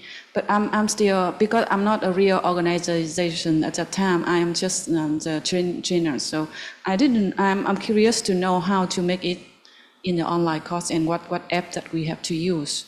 That the participant can very easy to scan the QR code on the screen and answer the question that we circulate to them, and we have the result at the same time. And we discuss about the feedback, and we can come up with the improvement for the next course. Because that course we run, we have 10 courses for one program, so we need to improve one by one. And that is my experience that I'd like to share that you can consider for your course as well. Yeah. In terms of examples of what types of blended learning I'm familiar with, so I've worked on flipped classroom. All of the models actually are flipped, rotational, virtual model, face-to-face, but I've never been, only as a student, but never been in a class which is only asynchronous. So to me, that's interesting, that how do we design something which is entirely asynchronous, because all of the others I've had experience with, or to some extent already incorporate in my existing face-to-face classes. So even in my face-to-face classes, there might be certain sections which are actually run as a flipped classroom. So they do some online training, and then we do exercises in the class. So there are various ways in which they work. Also with all of the tools that, so I'm just going off the ones that you've listed on the PowerPoint. I'm quite familiar with almost all of them. I use Padlet, and I used to use Jamboard quite a bit, but that's how I know it, they shut it down. But Padlet also has the same functionality and is great. So Padlet, and it's also free, so those I've used as well. Of course, Kahoot and Mentimeter and things work equally well. I use the integrated Moodle platform itself a lot for the forums, the Moodle forums that they have. So in AIT, we use Moodle primarily. So I use Moodle forums a lot for them to both for assignments. So they have to post their reflections or things, but those are open for discussion. So each person's post is open for discussion with others. So the Moodle forums themselves I use quite a bit, or for them to share examples and videos and things like that. So not just Google Docs or things, but those as well. Yeah, so maybe that kind of works similar to a gallery walk, I guess. So polls and things, easy. Your role play example was interesting, so that would be something. So yeah, I think for me, the asynchronous, like the synchronous, I think we're good with, because those are many things that we already do in classroom. With some tools we can easily adjust to online. So that I see less of a barrier, but the completely asynchronous, given everything that you said, right? People don't have the attention. People don't need to do this. We now have AI which can just do it. So how do we do how do we design a good asynchronous is something that would be of curiosity for me.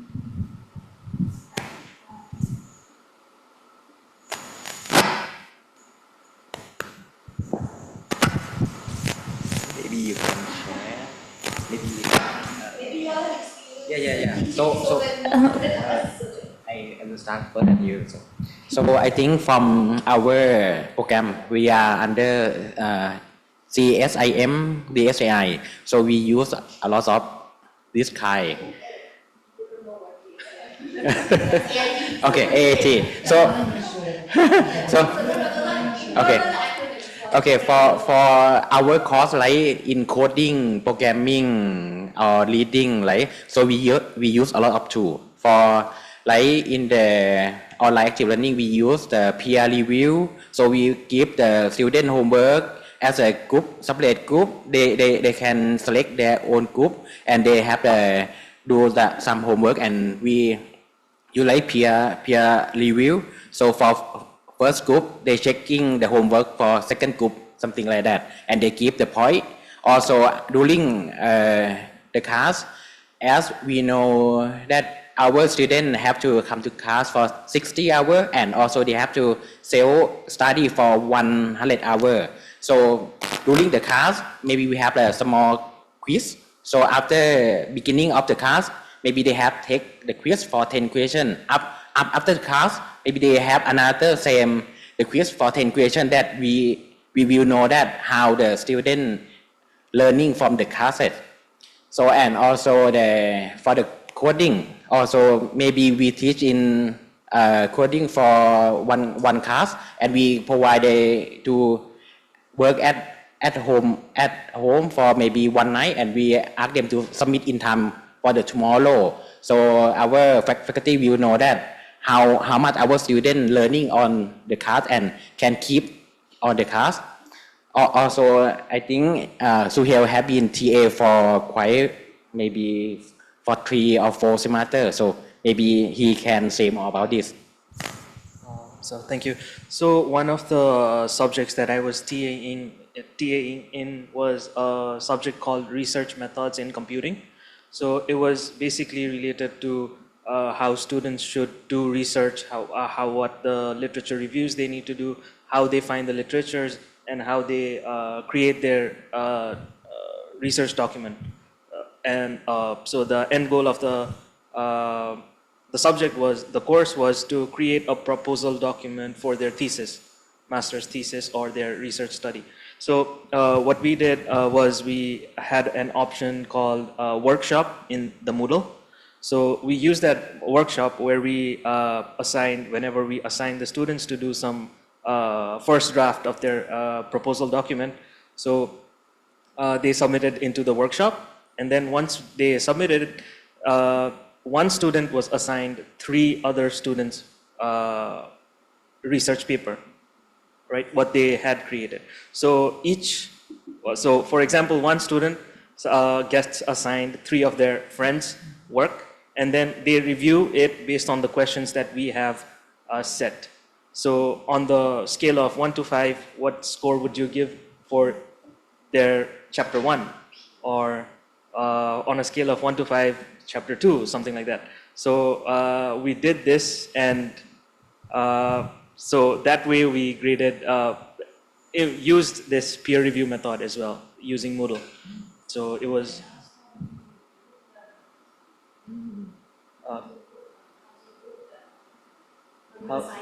How do you assign? Okay. So we all know all students don't submit the assignments, right? So we only filtered students who have submitted the assignments, and there were two options in Moodle itself. So we can assign it randomly or we do it manually. So there were two options, and there were other options like how many do we assign? Maybe 2, 3, 4, 5, the number, whatever you want. So yeah, that. So I think you have to add the other plugin. So we have our own Moodle. So I manage Moodle, and he is the. So we are using a lot of plugin on Moodle, because also when have the final exam, like we use the SEB to lock the screen the student, so they cannot move, check all the thing on the laptop. So we are test by they allowed to being in the laptop, and we provide slide on the program also. So on the final exam we have like the quiz, no choice, and the light thing also, so they can typing. So it's not like the old time that they have to like, because for when faculty check and their handwriting is really bad, so now they just only typing, and they also cannot copying from the cert because we lock the screen. Reading, right? Oh, they also after they submit, so they can grade in also. Yeah. So after they submit, they have to submit in time also, and after that, it will show for the admin that this student have submit all the homework, the final exam have been finished. Also, we can just grade in also, and we can see all the grade. We can select how many points going to be grade A, grade B, grade C. Cannot. So we select the low. Like,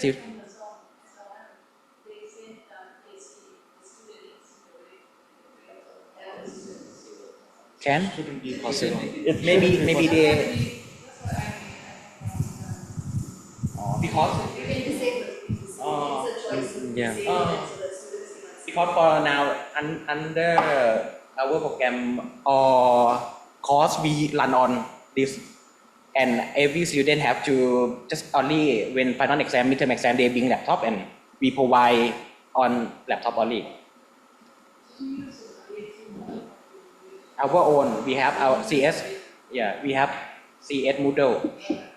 It is the same Moodle, but then it's how you set it.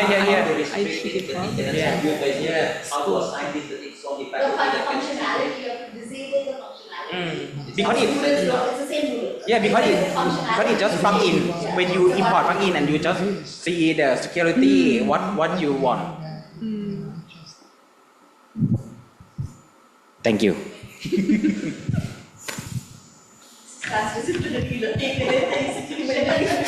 Within AIT, we don't work. Okay, to just make it clear, Vanessa is working on a Moodle on a institute-wide, and here in their own program, the computer science. Okay, so they are more technical here when it comes to those fine-grained security, while VAM is like a little bit not quite familiar. That's why we need to learn from them also, because they are more expert on this. Okay, and then back to the short discussion question. I think asynchronous and synchronous works best hand in hand. It depends, as Ajahn Fabio has been saying, it depends on what is available, and then we could leverage on what is really working best for the group. So it's not only asynchronous that is best or synchronous is best, it depends on the availability. And then when it comes to the online active learning method that is being used, I think not quite familiar of what, but as you have discussed, micro tasks is very good to have the feedback immediately coming from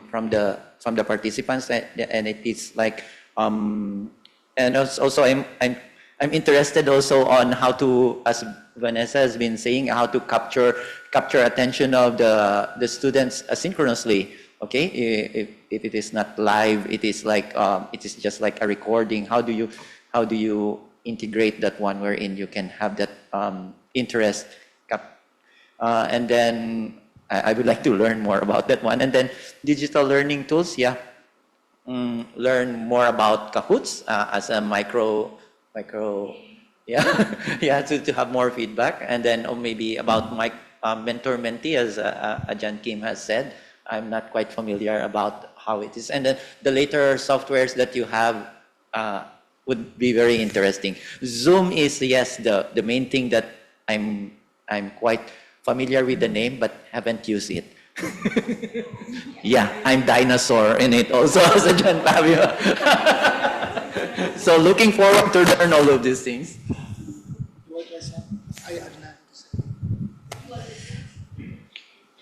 All right, great. Thank you very much. And sorry? Yeah, break. We are now entering the break for 15 minutes, and then we'll continue with diving into the digital tools. But before that, I will give you a short overview of the live action role play. Yeah. All right, so we'll have like 15 minutes, so we continue like 11:25. Good. Thank you. All right, thank you very much. Okay, so we continue. I just wanted to quickly show you this role-playing game that we did together with Kyoto University on climate denial. So my colleague from Kyoto University, he did this very nicely, so I was very surprised because he did a very nice translation into course material. So essentially, the game is called The Tavern. So it's set in kind of a medieval restaurant. And there's different characters. So if you are interested, I'm happy to share with you. I can put it in the folder.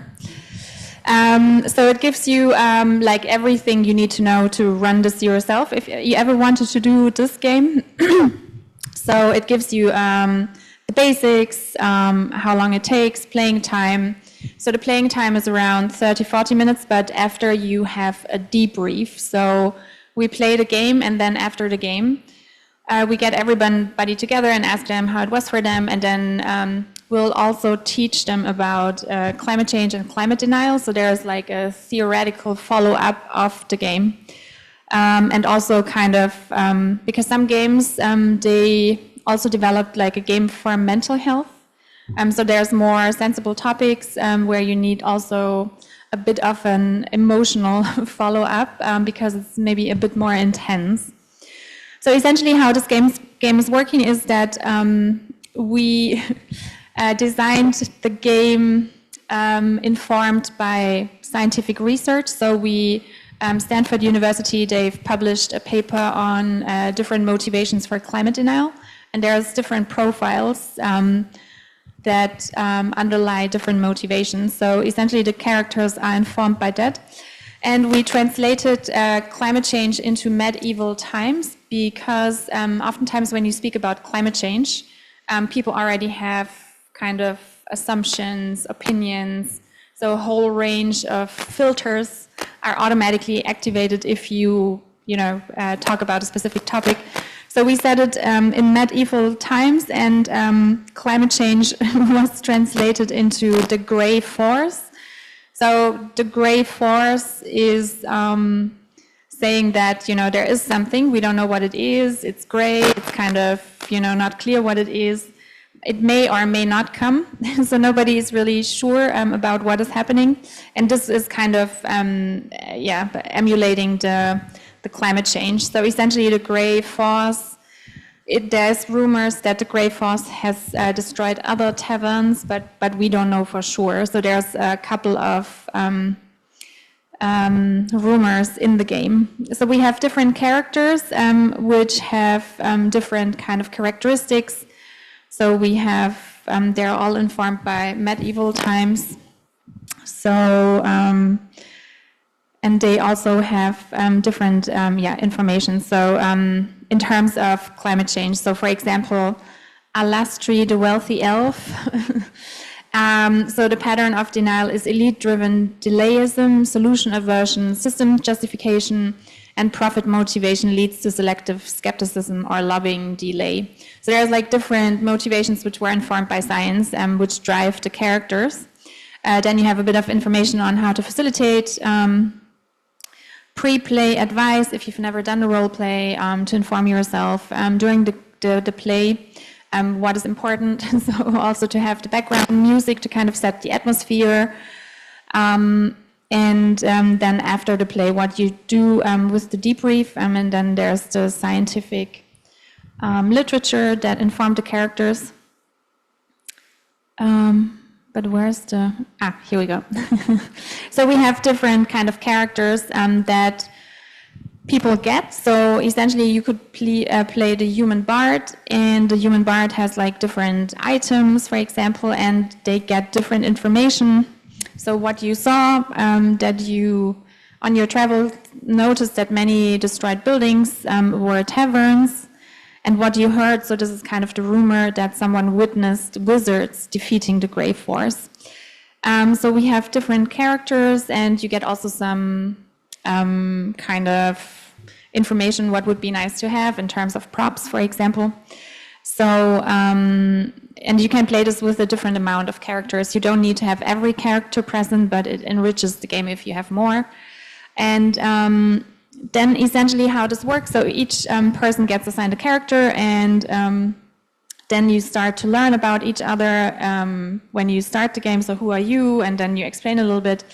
And then they're sitting in a bar. So every 2 to 3 minutes, the barman or the bartender is giving rumors. So every 2 to 3 minutes, there's like some ring, and then a new rumor is given. And some of them are true, and some of them are more escalating. And after 20, 30 minutes, the people have to make a choice whether to give up their items, what they have, what makes them special, or whether to keep it.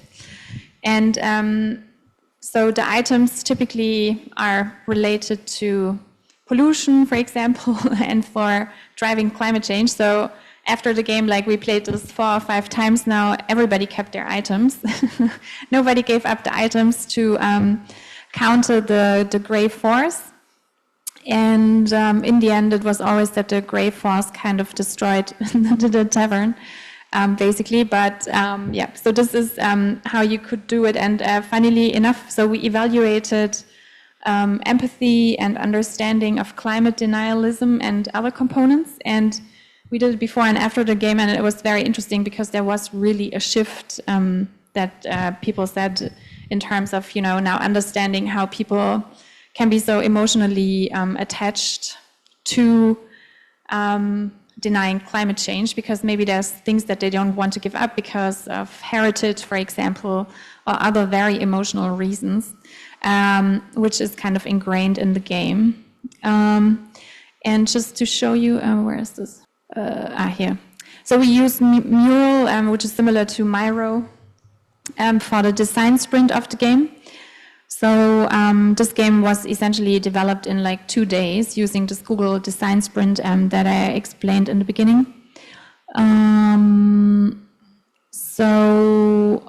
Essentially we started just like a first mapping stage, so learning goal or message, and yeah.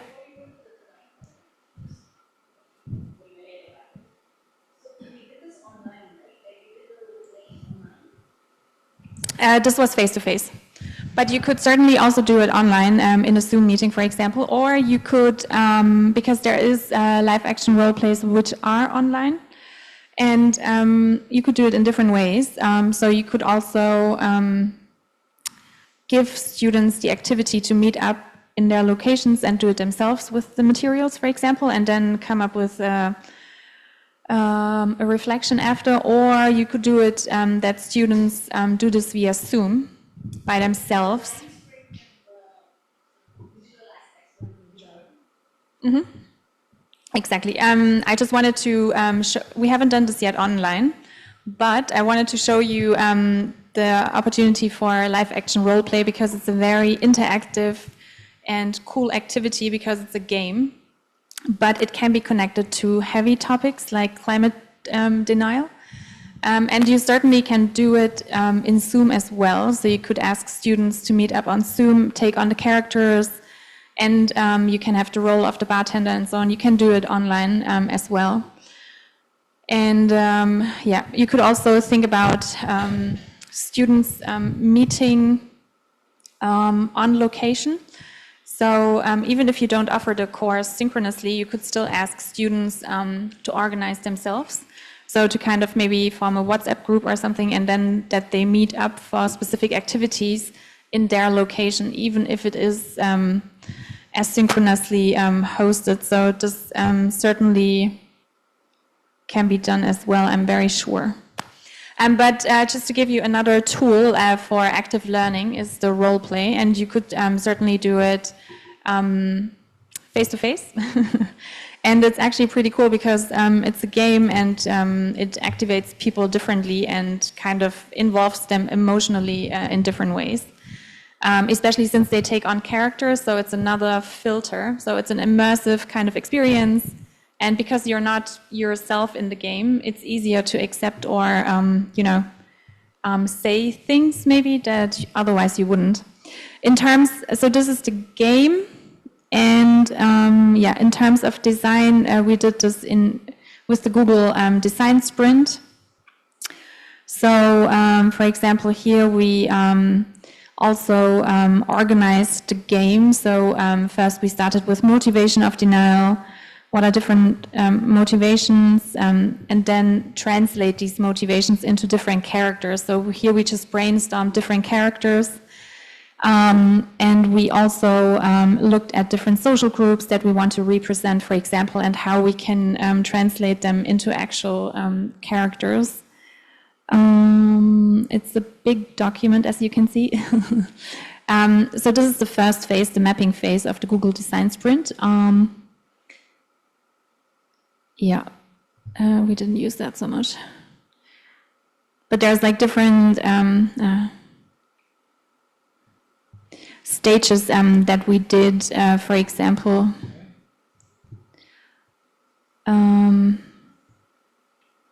So here we mapped different characters, for example, a less educated person,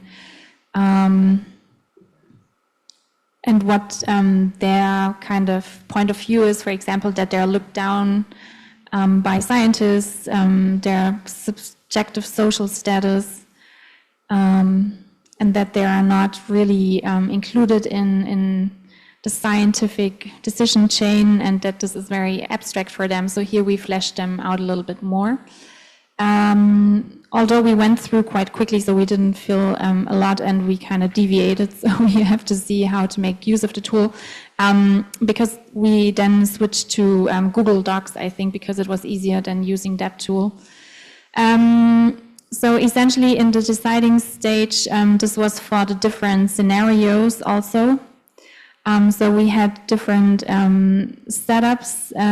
So there was one idea of a more Romeo and Juliet scenario, and in the end we went for the medieval because I think we had more men and somehow they really liked the medieval scenario. Yeah. So, but just to show you, but we moved from the Google from this document to Google Docs essentially, so this was also a very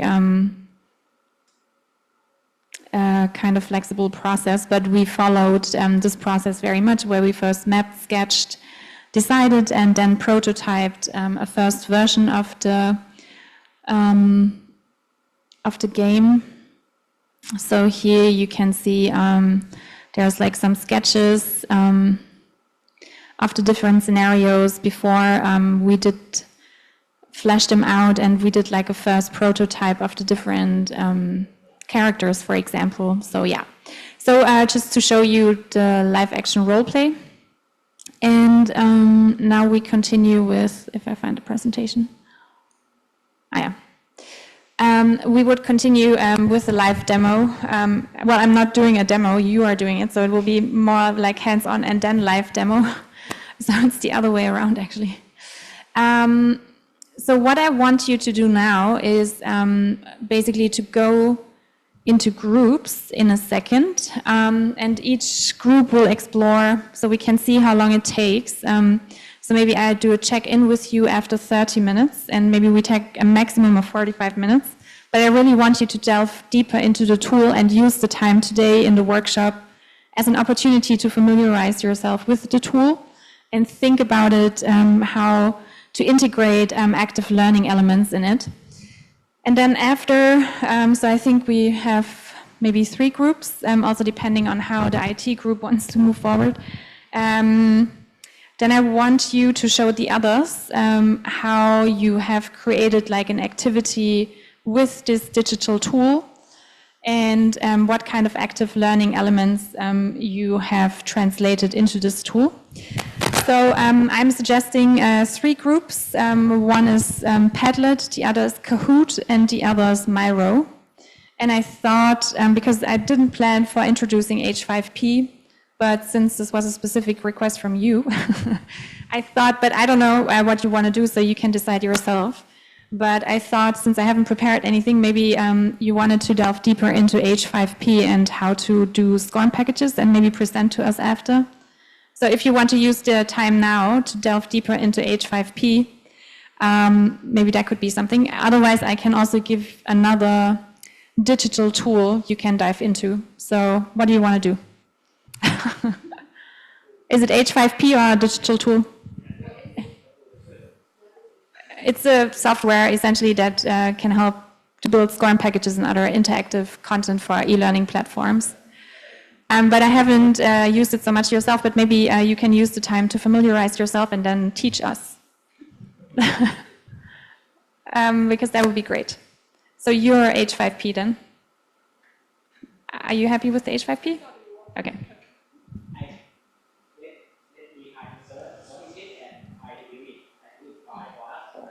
But that's your problem. So, yeah, we give you time. No. We give you some time. So the problem for you is, so your active learning problem is to present to us whatever you can about H5P active learning after 45 minutes. It can be very superficial, but that we get an understanding and you also get a first understanding what this tool can do and stuff. So H5P.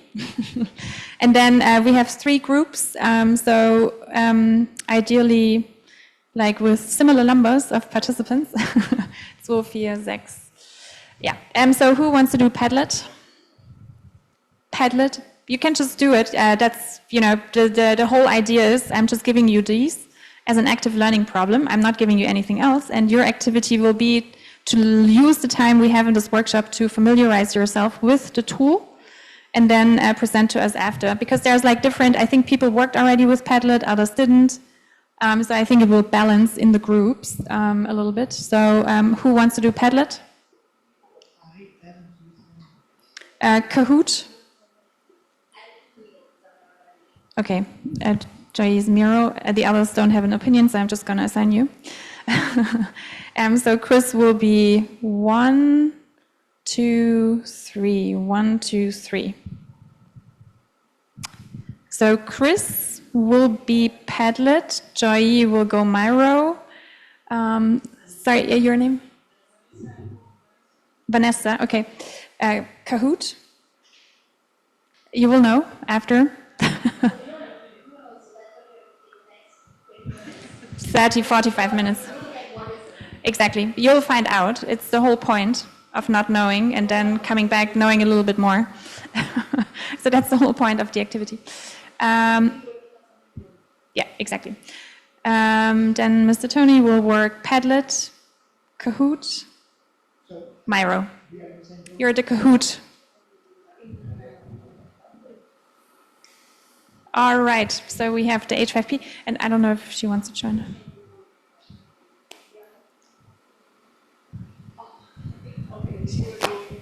Okay.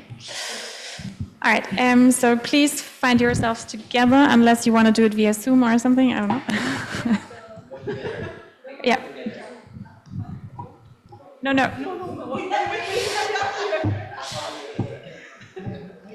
We have to flip chart. Kahoot. So you get together, you Google, and you find out slowly what it is and how you can use it for active learning. And before you start, so Padlet, Miro, Kahoot, Padlet, yeah.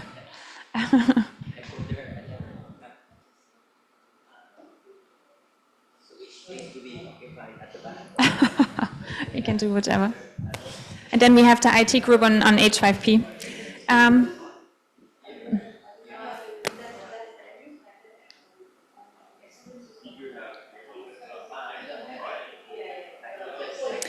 All right, so just, okay, you settle down. I just wanted to point out that in the Google Drive, I have put down a document with 226 active learning techniques. So you can look at them and get inspiration. So there's, I find this document quite helpful because it's very comprehensive, but still very concise. So you have the action, and then it's described what it is. So you can scroll through and maybe pick one or two if it makes sense for you now and translate it in the tool that you are using. So there's like different sections. So for example, this is student action individual. So it does have different kind of settings. So here's student action pairs, for example. So you have different active learning tools at hand that you can use as inspiration and translate into the tool that you are exploring. So I will give you I will do a check-in at about 30 minutes, and then we'll see how far you've gotten. And if you still need time, we can take 40, 45 minutes, but the idea is that after you present, right? So you will present Padlet for the others, you'll present the Miro, and then we have the Kahoot and the H5P. So 30 minutes, I'll check in, and then we see if you need more time. So we're getting back to official now. So I think it would be easiest if you could share via Zoom what you've done and show a little bit the tool. So just you explored yourself when you first did it, how you can use it, and just guide a little bit through the tool, and what you've done and how you find the tool useful for active learning. So since Joy and Lee are ready to go, I think you're number one because you went through the final stretch as the first. So, you crossed the finish line the first, I think. Or at least you were the... Okay. Yeah. So maybe it's easiest if you join Zoom, and then you just can simply share your screen, and then we can all see. And then I think you have to take a microphone. There's already one, so that's good.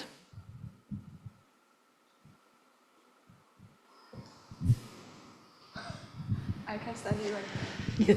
All right, so we start with Team Miro. Thanks.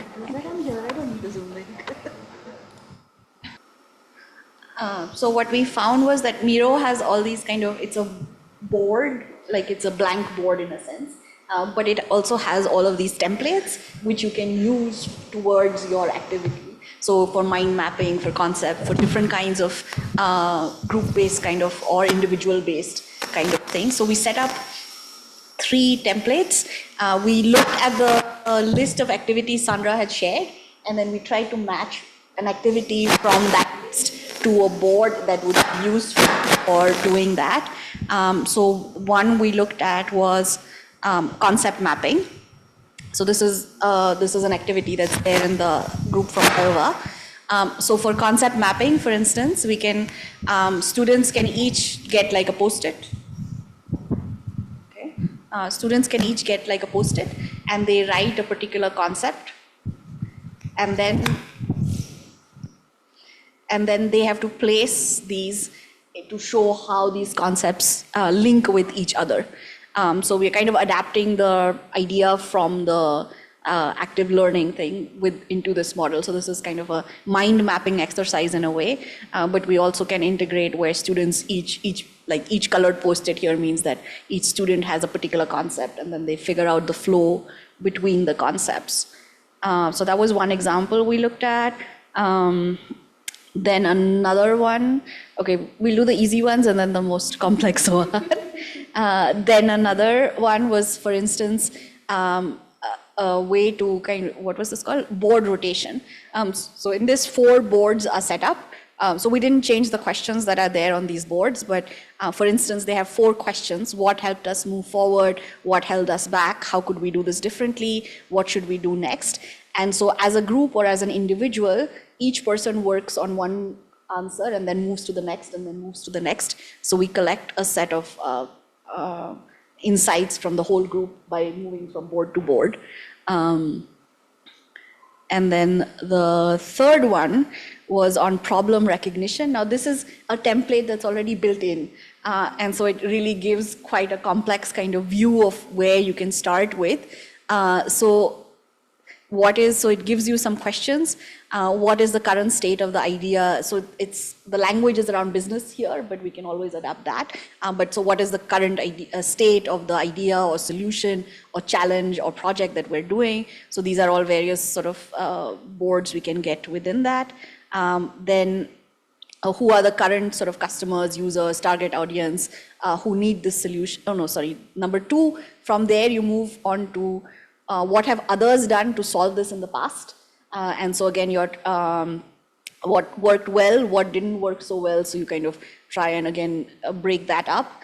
Then the third part of this is what are our competitors doing, what are some trends, but you can adapt these questions, what are some opportunities, and then you come up with what do we want to achieve, so you get the needs and goals, and then that brings you to number 5, who are your target audience, why do they need the solution? How are they solving it right now?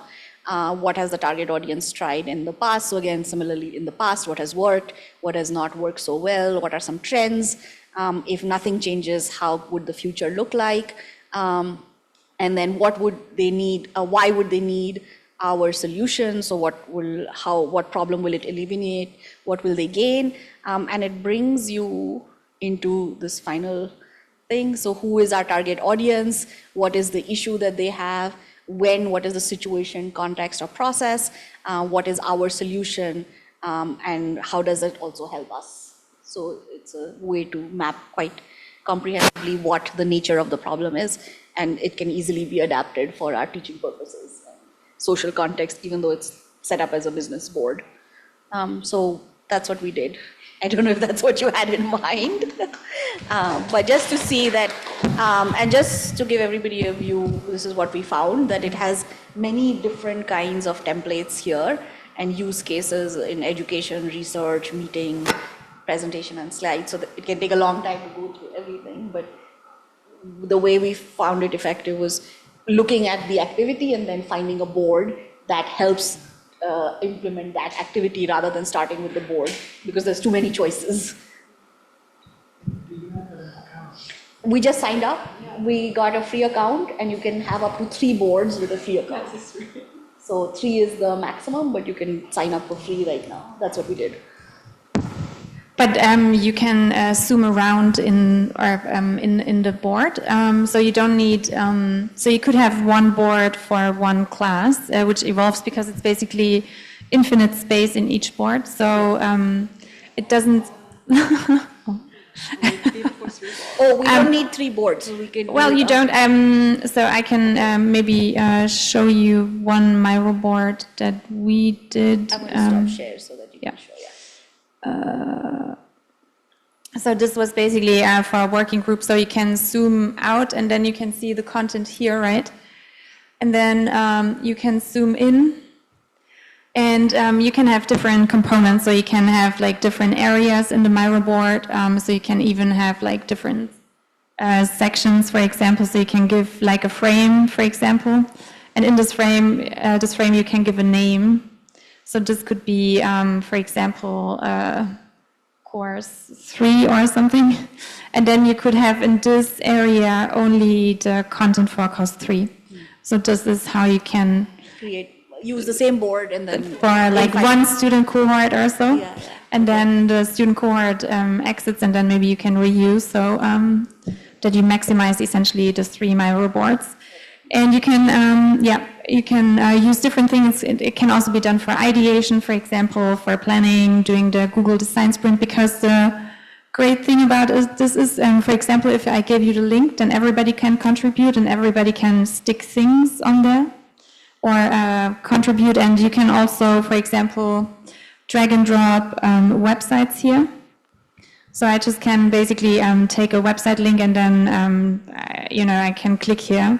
So this is also great for doing literature review or doing kind of a research activity and so on, because you can just dump any content in the Miro board. So it's, and you can even have PowerPoint slides in there. So it's really very flexible, and you can also present different components of the Miro board. So if you click on present, for example, which just disappeared, but here. Then you can present like different components, right, of the Miro board, and you can also use it even for presenting things. So it's really good in terms of collaboration, yeah. So you can zoom in and out and then maximize the number of free boards. And that's maybe all I can give you as a money-saving tip. Although this is an informal tip, because I'm sure that Miro wouldn't be happy.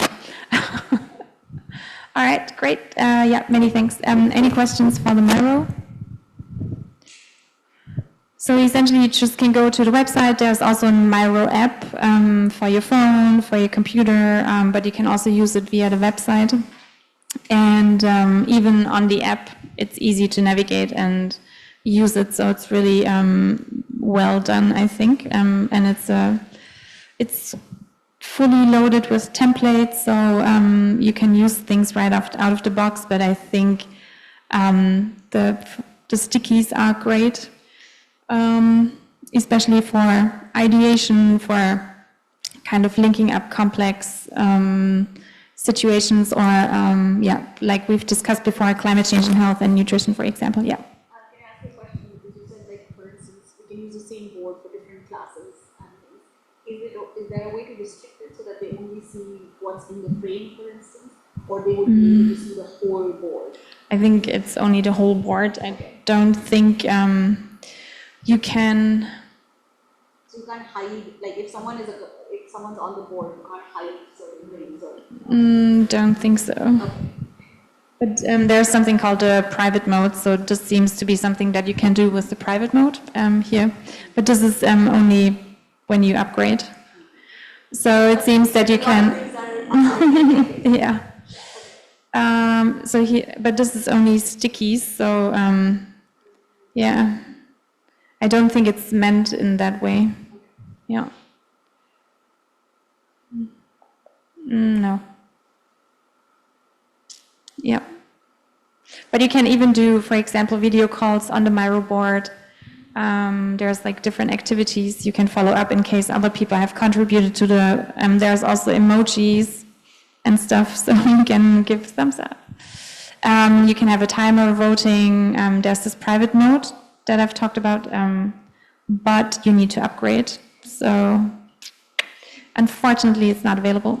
Otherwise you can just share the link, but in terms of access, you can only give them editorial rights or viewer, commenter, or no access. So this is like basic access management, but if you want to be specific about certain content types or elements, you need to upgrade.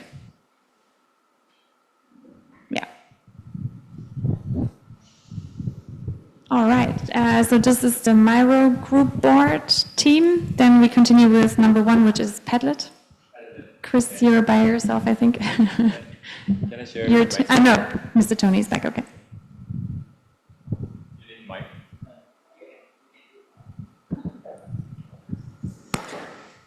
Let me share the slide first. So basically, to choose the tool, we need to consider what we are going to teach the student with their active learning. So this one, I got it from Ajahn Fabio's lecture a couple of years ago. So briefly introduce this activity. basically we had multiple questions for the student, and the student can decide whether they agree or disagree.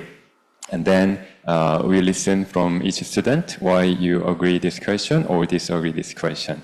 And from this student answer, other students rethink their mind, and they can change their decision from disagree to agree and agree to disagree, and also asking them why you change it. So this is our activity in the classroom. So now we need to digitalization, how to do this activity online. So I will use the Padlet. So briefly, there was a question about a person can be disease-free and still not be healthy. Who agree with this question? It's true. Agree or disagree? Yeah, actual, question from the class. Agree. Okay. Disagree?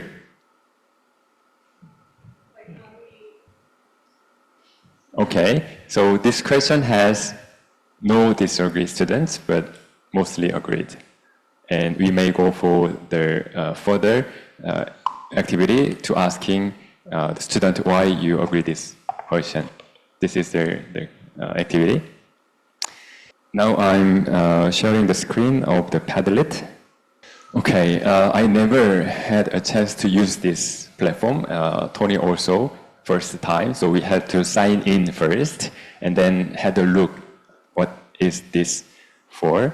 So just like what I did, I shared our activity with Tony, and he understood. And we had a time to have a look about this applications function for another 5 minutes and choose template, the best fit for this activity. So there are a lot of galleries here. This Padlet basically very good to ready to go. This is already format, so we can just easily taking our choice. But the problem is there are too many. So there is the category. So I choose a category for activities here, and maybe communication, and maybe lesson.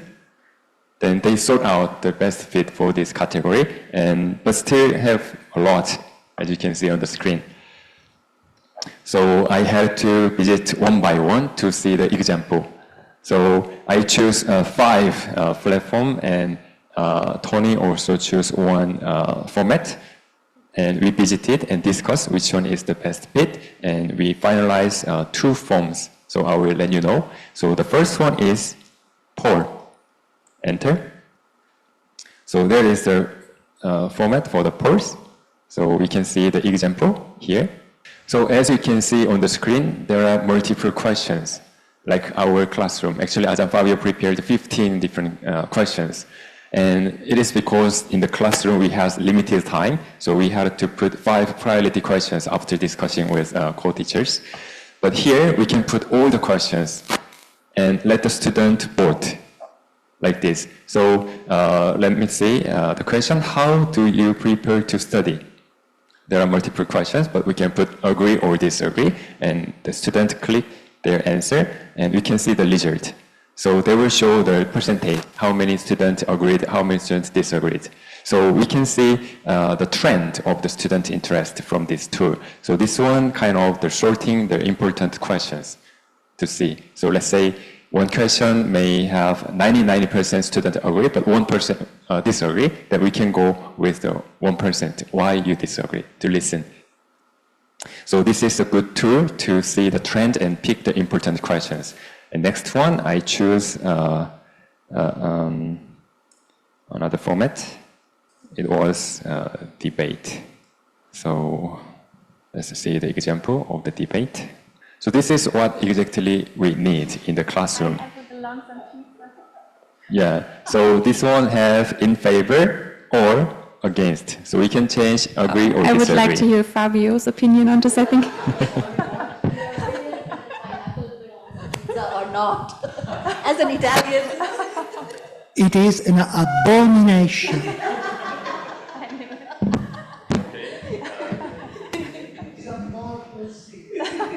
Okay, so he strongly disagree with this question, right? So he can put his opinion here in the disagree part. So Ajahn Pabio write his idea here. But other student can see and read his opinion, and also we can put the comment or for the question. Why do you think so? Or I agree, or whatever.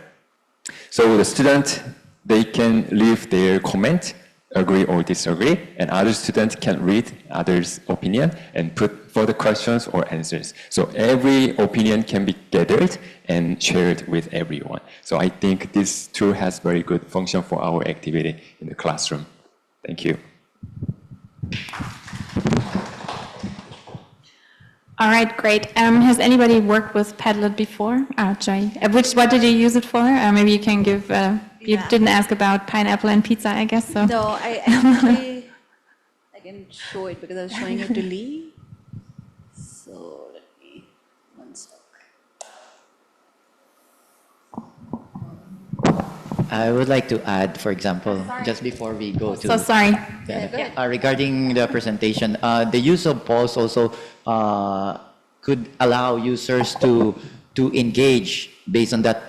Why did you could put a reason why you voted for agree or disagree into the same poll. Yeah. So we just have to go to settings on your polls there and then activate engagement, and then allow people to comment. And then, even non-Padlet users, you are not Padlet users, you can participate in the poll. Just you make the Padlet poll link available and just put secret key for it for those who would like to participate. Even you're not on the view permissions, you can allow that one.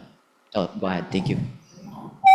I'll share a board that I have from my class. So for instance, I use it for end of semester reflection.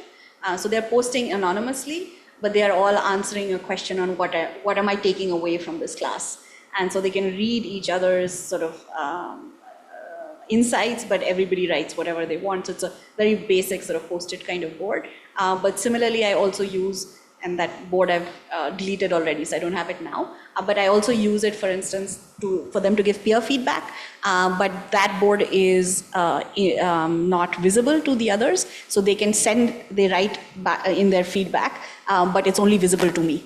And then I use that for grading. And that's like a graded exercise, but I use it for that assignment, and they do it in class, and they submit it via the Padlet. And it's also easy for me to then, I can turn it into a PDF document. So in the past, I've also done that, so that sometimes you can take the comments and turn it into a PDF document or turn it into some other handout or something for the students as well. Sorry, this is in class. In class, yeah. But then I have access to everything that they've posted, so then I can use it, and or I can even create PDF documents and things with the comments, because when I do it with post-its, then it's physically handwritten post-its, but here I have the digital copy as well, and it's part of their reflection exercise and graded and things, so I have a digital copy. Can I add something? Yeah. It's nice. I'll go back to the polls, for example. You can have comments. You can include in your comments like videos, URL links, and just the same as what she's talking about. Like each post-it is actually multimedia. So they can post multimedia things in the, like right now you're just seeing them written, that's the only Padlet I have live right now. But you can use it for collecting. I use it quite often to collect examples in class, for example. So I talk about something and I say, okay, find example, media or otherwise, and then they can post it on the Padlet, and then that's usable for people to look through later as well. So it seems I vote Padlet.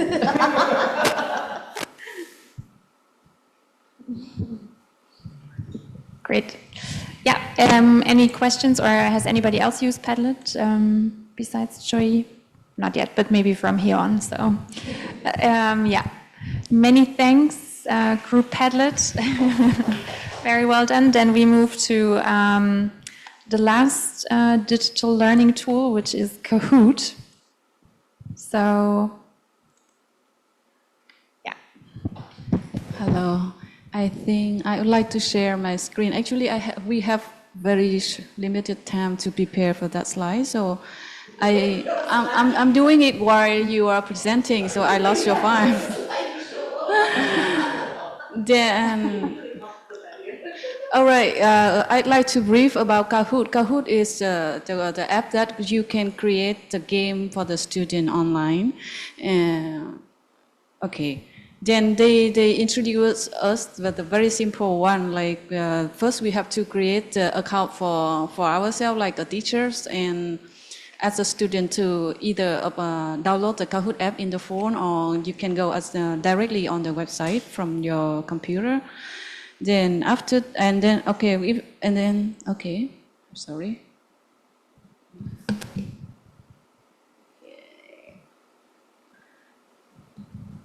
Then, okay, after created your account in the Kahoot, you can create the game yourself, like by create a question and the multiple choice, mostly the multiple choice, so student can pick up.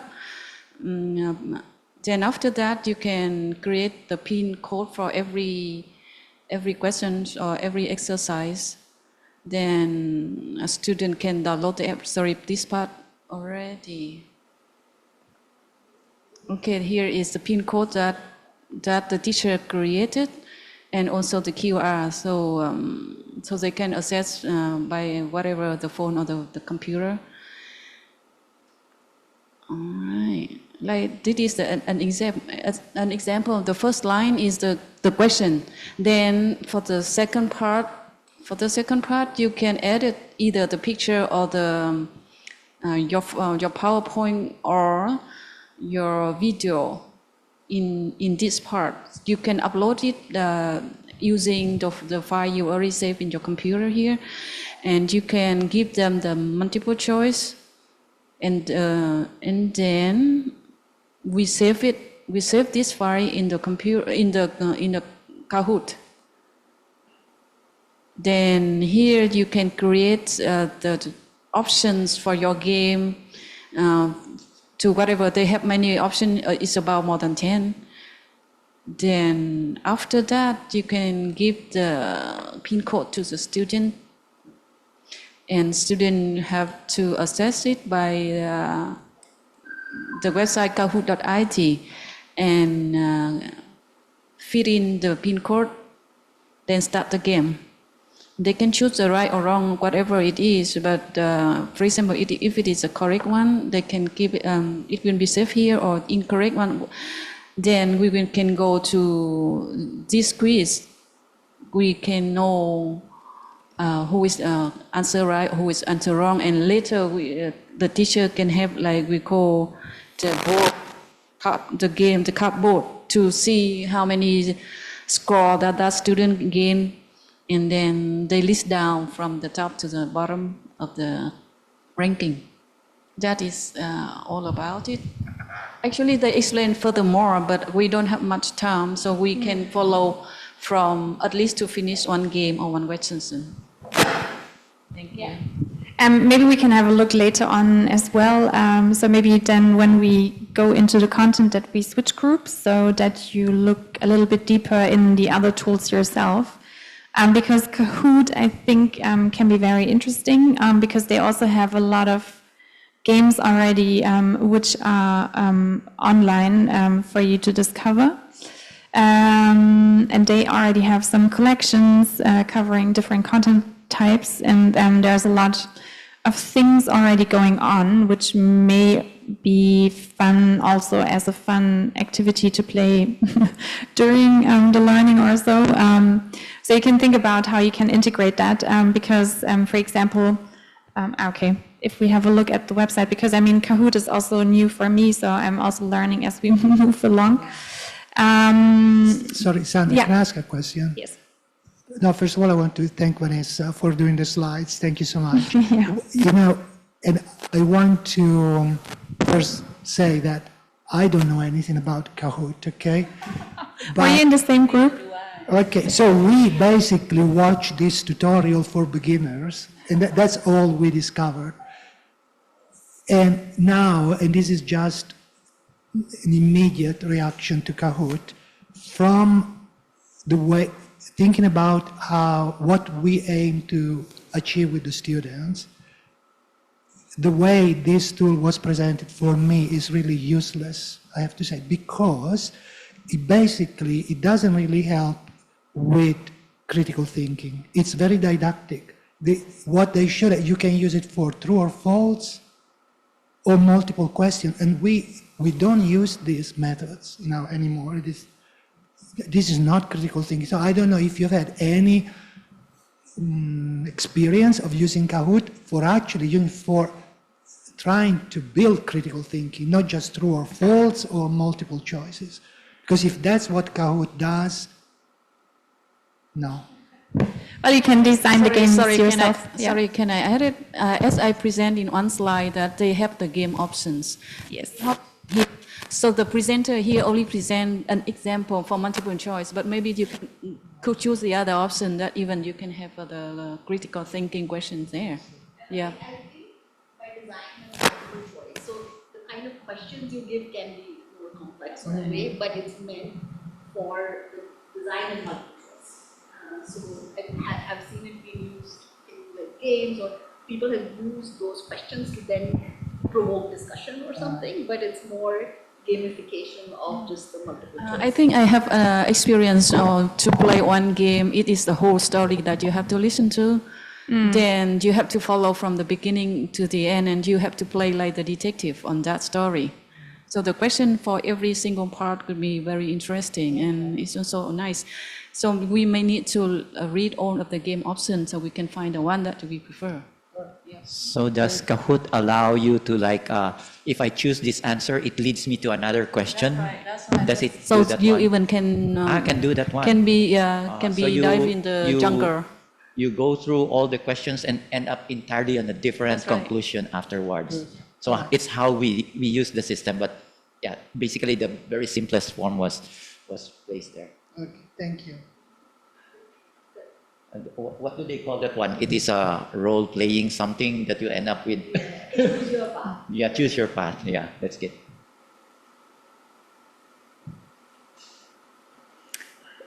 Yeah. I mean, it can be used for, you have different tools for different activities, and the thing is that, you give students an opportunity to include activities. So Kahoot can be something that you can use. So for example, here's an activity from IBM on creative thinking. Yeah. So you can, because it's more interactive in a way, you can still use videos because, you cannot get across everything with activities. You still provide like some scaffolding to some degree in terms of providing theory. So to this regard, it can be probably interesting. And there's like some other games that this is, and you can, include different kind of animations and stuff. So in that sense, it's easy for you to create kind of, and you can, for example, this one here, creative thinking, you have flashcards, where you can go through like learnings with flashcards, so you can provide like a little bit of a learning suite. And there's like different ways you can play this game apparently. So, so there's like, I haven't done this myself, but apparently there's a Go Paint option as well.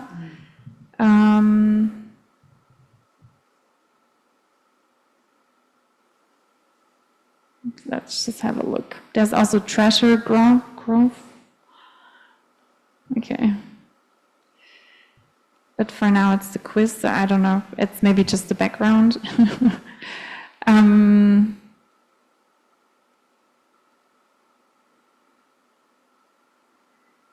It's basically also like a nice way to do the, I guess it's just the background, essentially. So, but there's other games in there, and I think it would be great to explore a little bit more later, because I haven't come across this myself.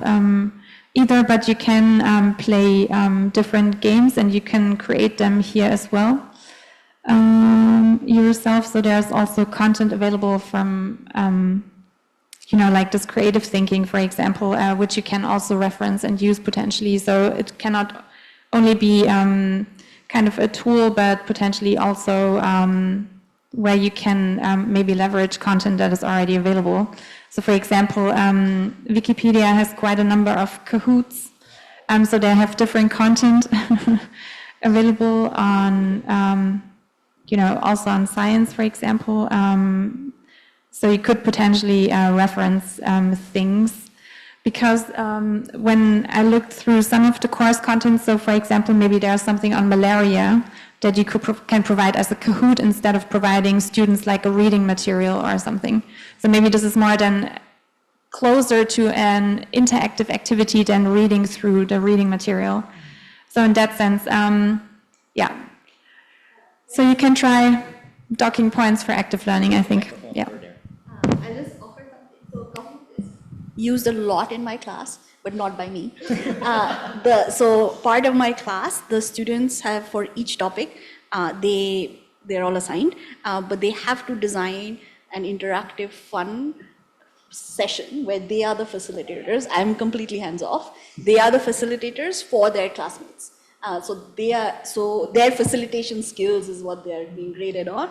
But so they use Kahoot a lot. And so for them, it's like translating what they're learning into some game, which might be very sort of didactic, but at the same, it's their work, which is what's being sort of how they translate that into a Kahoot game. That's the exercise. So I see Kahoot used a lot, but it's my students who are using it and taking the content and then creating something with the content. And that's so nice. It's like enhancing their creativity with the visuals and the audio and everything. Yeah, so they have to, like, their instruction is go over the materials, facilitate a discussion, make it fun. Then they come up with these, so that's how I learned to Kahoot. That's good. Kahoot, okay. So apparently in Kahoot you have a team mode where you can also play together, for example, so to foster collaboration. And yeah, there's different ways you can use it, but we can have a look later. So you can delve deeper into how you can use it when we start translating the content. So it would be great also for me to learn how you can use it for active learning, because I haven't myself and I was curious about that. Kahoot. So let's find out together later. Great. All right. I think maybe we break for lunch and continue with the H5P micro course after the break. So maybe we have a break until 2 p.m. For lunch, and maybe Lee, or I don't know, who can provide us with instructions for lunch. Thank you. The lunch is served. You can take the food from outside and go to the next door room for lunch. Yes. Today we have 3 types of food: vegetarian, halal, and general food. Yes, it's a box. Enjoy your lunch. Thank you. Just take lunch here and eat there. We'll come back here. Everything is very. So we'll continue with the afternoon session, and thank you for the very good lunch, Lee. Especially the orange was the highlight, I think so. Okay, so we did do quite a number of things up to now. So we went through our expectations, the agenda. I gave you an input on blended learning, e-learning approaches, and kind of a first example how to translate course contents into interactive contents. Then you delved into some of the digital tools yourself. We managed to do 3, and what is outstanding now is what is H5P about, and what is it, and is it useful? And I would hand over to, I call you now the IT expert group, to give us some further insights on what is going on with H5P. So it would be great. Do you have something to show? So then, Share the screen? yes, in Zoom. Great, thank you.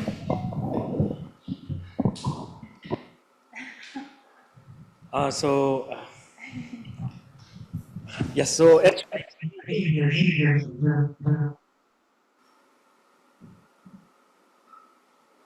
no, test.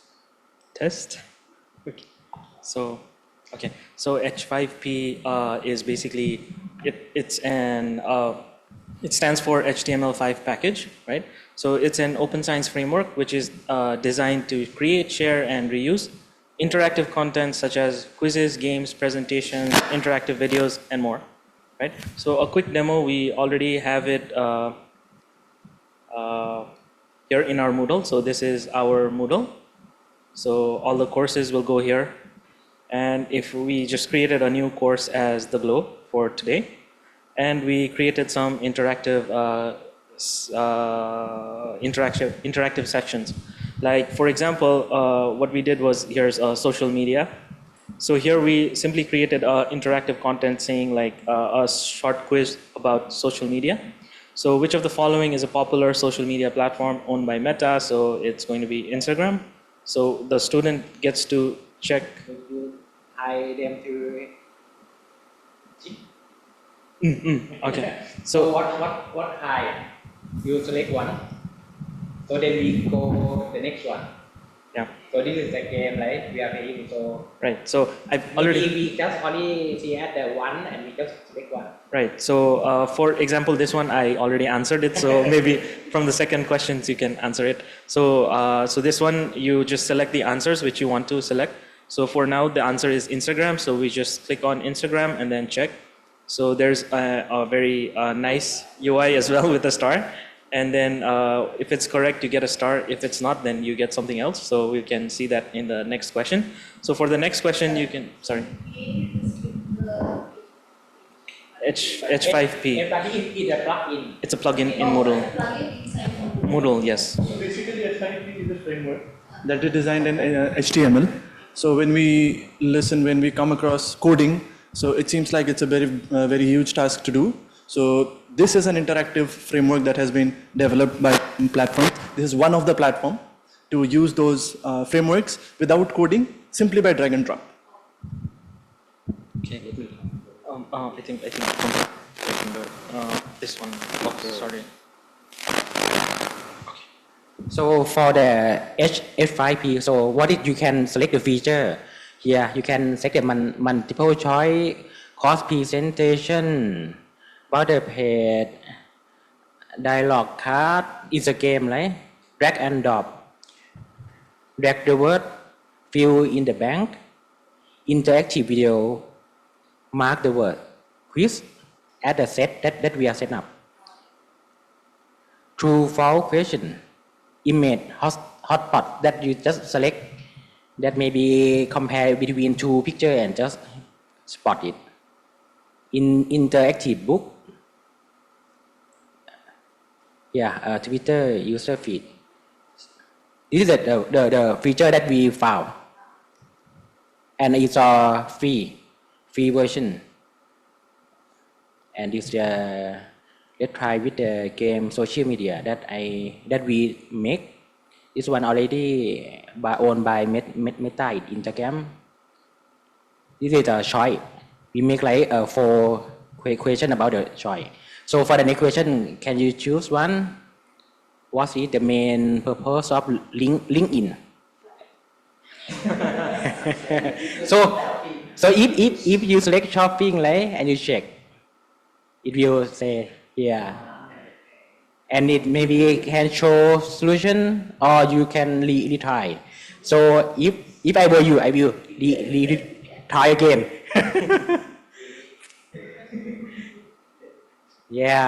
It's for professional networking. And what's that DM mean in social media?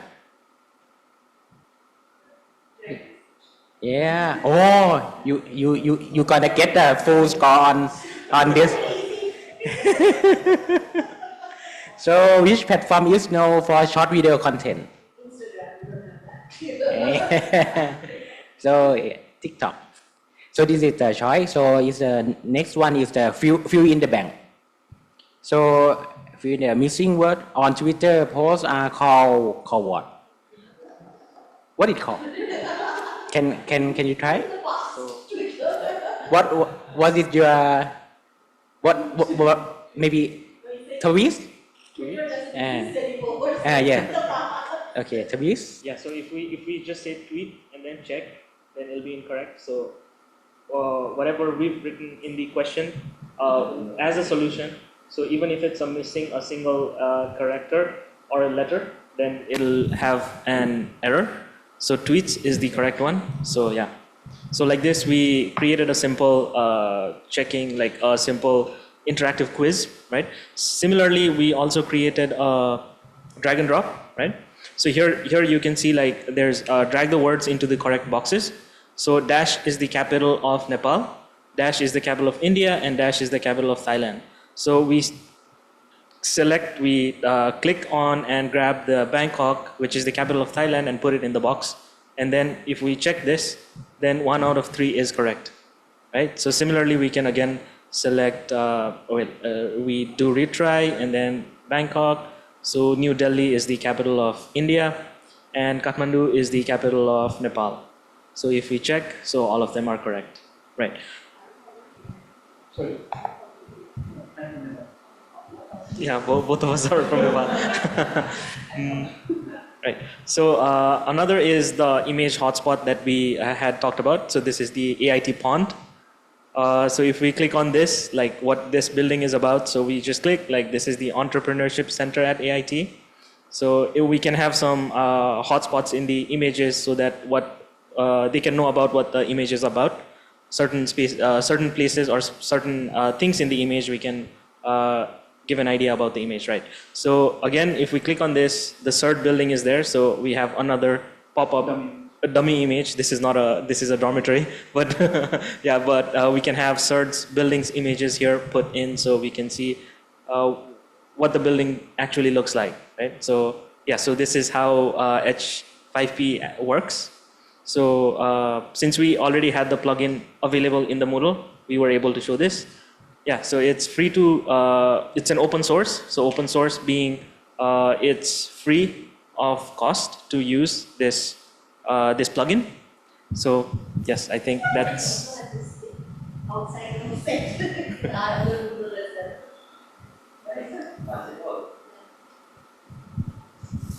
Yeah, I think that's about it. Thank you. All right, so this is the H5P, which I think is very nice. And you can use it at AIT. It's also possible to use as a plugin for other learning management systems. So basically, it's a tool which allows for more interactive content. So it provides more functionality to Moodle, which is usually a little bit more boring. So H5P provides more interaction and these kind of icons and stuff which make it more fun and less static than what you typically have in Moodle. It's a student. So if we see the student view, we can change our role to student. And yeah, this is the student view. Instagram. So yeah. So it's pretty much the same. But for the student, you cannot see the grading. Yeah, cannot see the grading. And if you realize this, the settings option that was up there when we were using it earlier, now it's gone, so that they cannot change the questions and everything. So we're in the student view right now. So if we go back to our normal role, so we can see the settings back here. So from here on, we can add the questions, add each questions, how much grade it holds, all those things from here. And yes, I think that's about it. Great, thank you so much. So now we have demystified another weird acronym. So H5P is essentially just additional functionality that you can add to Moodle, and you already have it active. So it gives you a bunch of tools like what you presented, like different activities that you can implement out of the box. So I guess since this is very AIT specific, since I think Katsasat, what do you use? Do you have Moodle as well, or you have another system?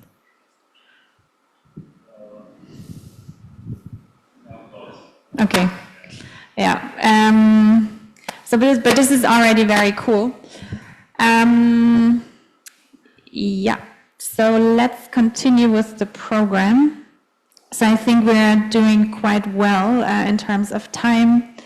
So it's now 2:13, so we're a little bit behind, which is fine.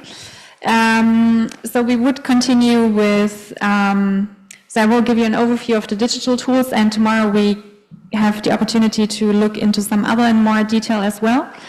I think for today we use the ones that we've introduced to translate into active learning, so you get to learn them. And we will learn about this other software called Articulate, which lets you build these SCORM packages. And maybe a question for the IT expert group also, which you can maybe find out in another activity.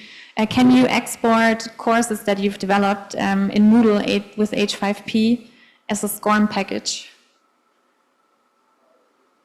Did you get that? Yeah, but this is like an upcoming exercise for you.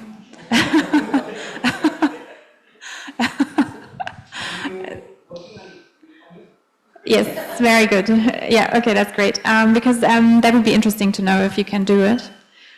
Because then for AIT, I think if it's possible, then basically you have everything. We will look into Articulate nevertheless, and then we will start looking into the courses and try to combine it with the tools as a first exercise. And then we'll have a wrap up and reflection. We are going until 5 today, right? Or do we go longer or shorter, or 5 p.m.? Okay, great. So I got the timing right. All right. So I started compiling also for you as kind of a resource material. Okay, that's interesting. Maybe I'm being censored now. Let me try again. I never had that ever before. Very interesting. Usually what works is closing and opening up again.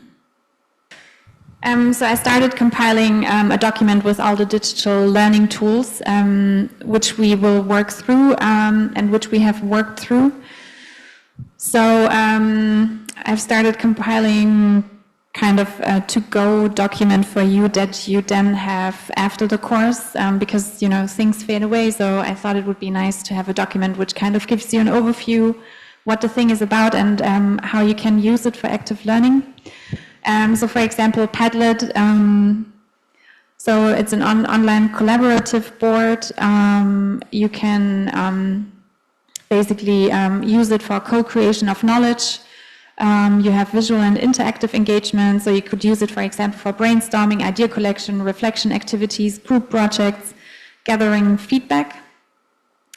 And then there's a little bit about the tool. So Miro we talked about as well.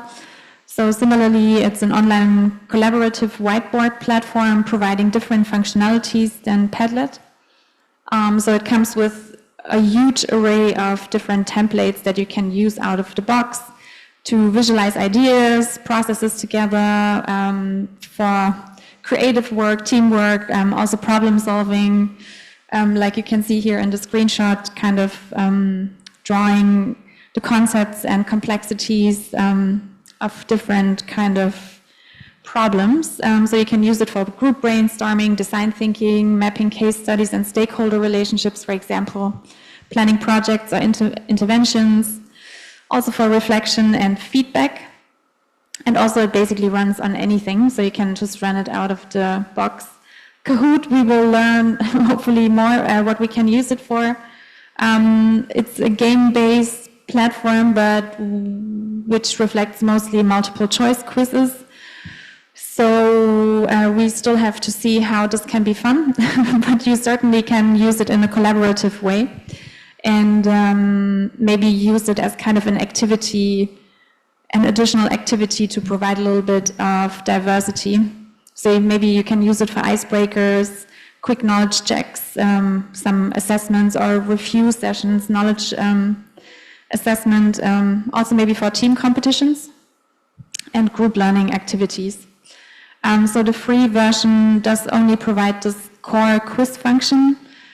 And for other features, unfortunately, you have to pay, but you can see if this can be useful. In Zoom, so you can use it, as you know, for live lectures, discussions, breakout rooms, running polls, quick checks of understanding. You can use, similarly, the kind of voting for knowledge assessment even. Google Docs, so you can use quite diversely. You could even use it for assessments as well, right? Like, because it does provide the Google Forms, for example, but you can also use it for group essays, reports, note-taking, peer review, and commenting exercises like we heard before from the AIT IT expert group, for creating different documents together. Mentimeter we haven't looked at yet, but it's similar to Kahoot potentially. So you can also use it for icebreakers, quick concept checks, because it allows you this polling function, gathering opinions or prior knowledge, formative assessments, and quick quizzes if you want to. So Mentimeter is for free, and then there's other platforms like Wayground, which is also an online quiz and game-based learning platform. So also for interactive questions, similar to Mentimeter. What you can have in Wayground is like points, leaderboards, and memes. So it's maybe providing a more fun way to this activity. So similar to Mentimeter, you can use it for quick knowledge checks, homework assignments. It does have auto-grading, formative assessments, and some kind of revision before exams. Then there's Edpuzzle. So this is an online platform to make videos interactive, so you can embed quizzes, notes, reflections directly into the video lessons. So the video watching becomes a little bit more engaging, right? Instead of just watching, you can add interaction, checkpoints, feedback, etc. So you can use it for flipped classroom, asynchronous video lessons, comprehension checks into lectures, for example, but also case studies. But we can dive a little bit deeper into those tomorrow. And then there's also a Breakout Edu, which is kind of, do you know the breakout rooms? These games where you solve little quizzes and puzzles to be able to leave the room. So essentially this is kind of providing an environment like that. So it's also game-based learning platform, which uses digital escape room style challenges. So students solve puzzles and they unlock digital locks and they work collaboratively to reach this goal. So in that sense, it encourages digitally teamwork, problem solving, critical thinking, makes it a little bit more playful. And you can have this environment, for example, to review course content through these kind of gamified challenges. You can reinforce key concepts with puzzles and clues, and it could be kind of a cross-disciplinary problem-solving scenario as well. So this is the little collection up to now.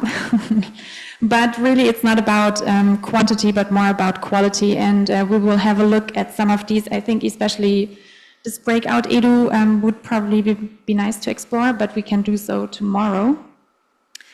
For now, we will move forward with Articulate. So what I want you to do is to Google or go to the Articulate website. Let me just show you. So go to the Articulate website, click Start Free Trial, and get yourself an account so we can use it for the afternoon session. So quick individual activity, please go to Articulate and create a free trial account.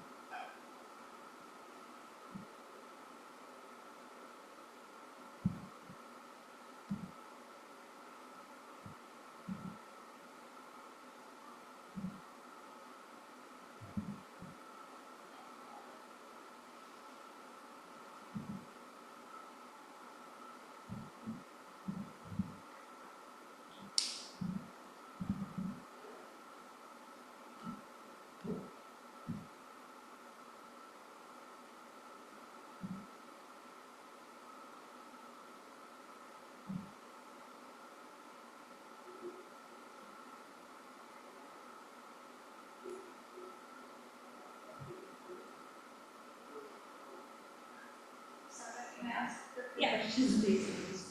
So when we create a course, does it you're already creating a course.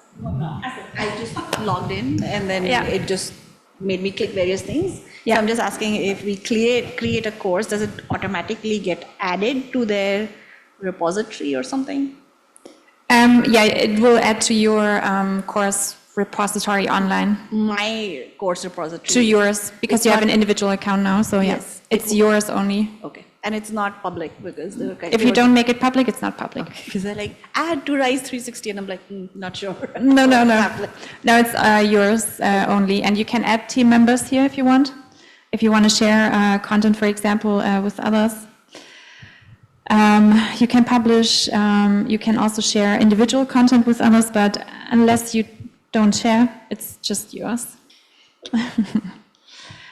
Did everybody manage to get the free trial? IT expert group, I'm not asking because you already probably created a course. But everybody else has. Chris, did you manage? Okay, great.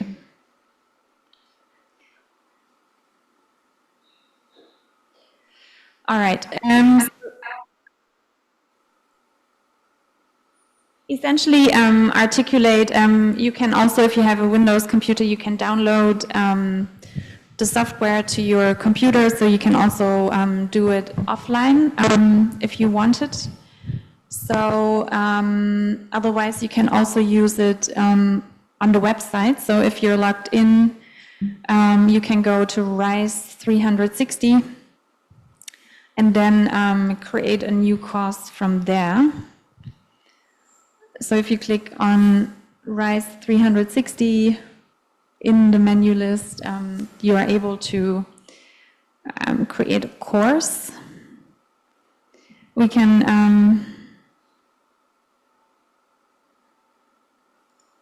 the internet is a bit slow.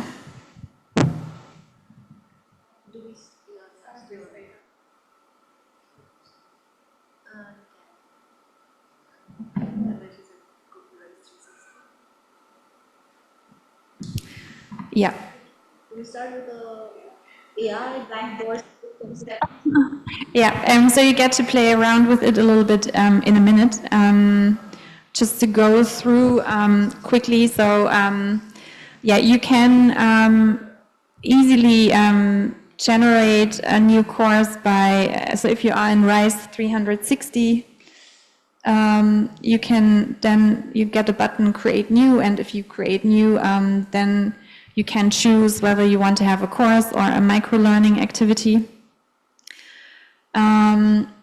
So it also gives you kind of different templates that you can use. For example, so here is a health insurance cost of care scenario, or spot the fish.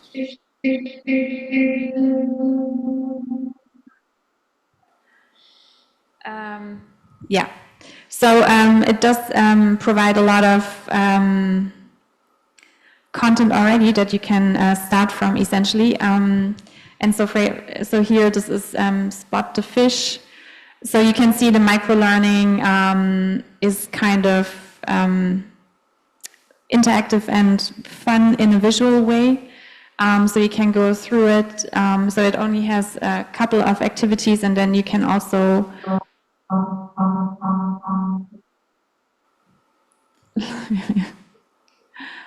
who is it? Who has the microphone on? But okay, it's kind of strange that it... So, but you can have different activities, for example, here also in the micro-learning. So, for example, here this is about how to identify a phishing email. So what are signs for you to be checking to find out if this is a real email or whether somebody is trying to steal information from you? So here, do you know the recipients or not? Is the greeting generic or not? Is there like a sense of urgency? Is there like a request for personal information? Is there a threat in there? Typos and mistakes? Deceptive links. So sometimes they don't give you the link. Actually, this is pretty good.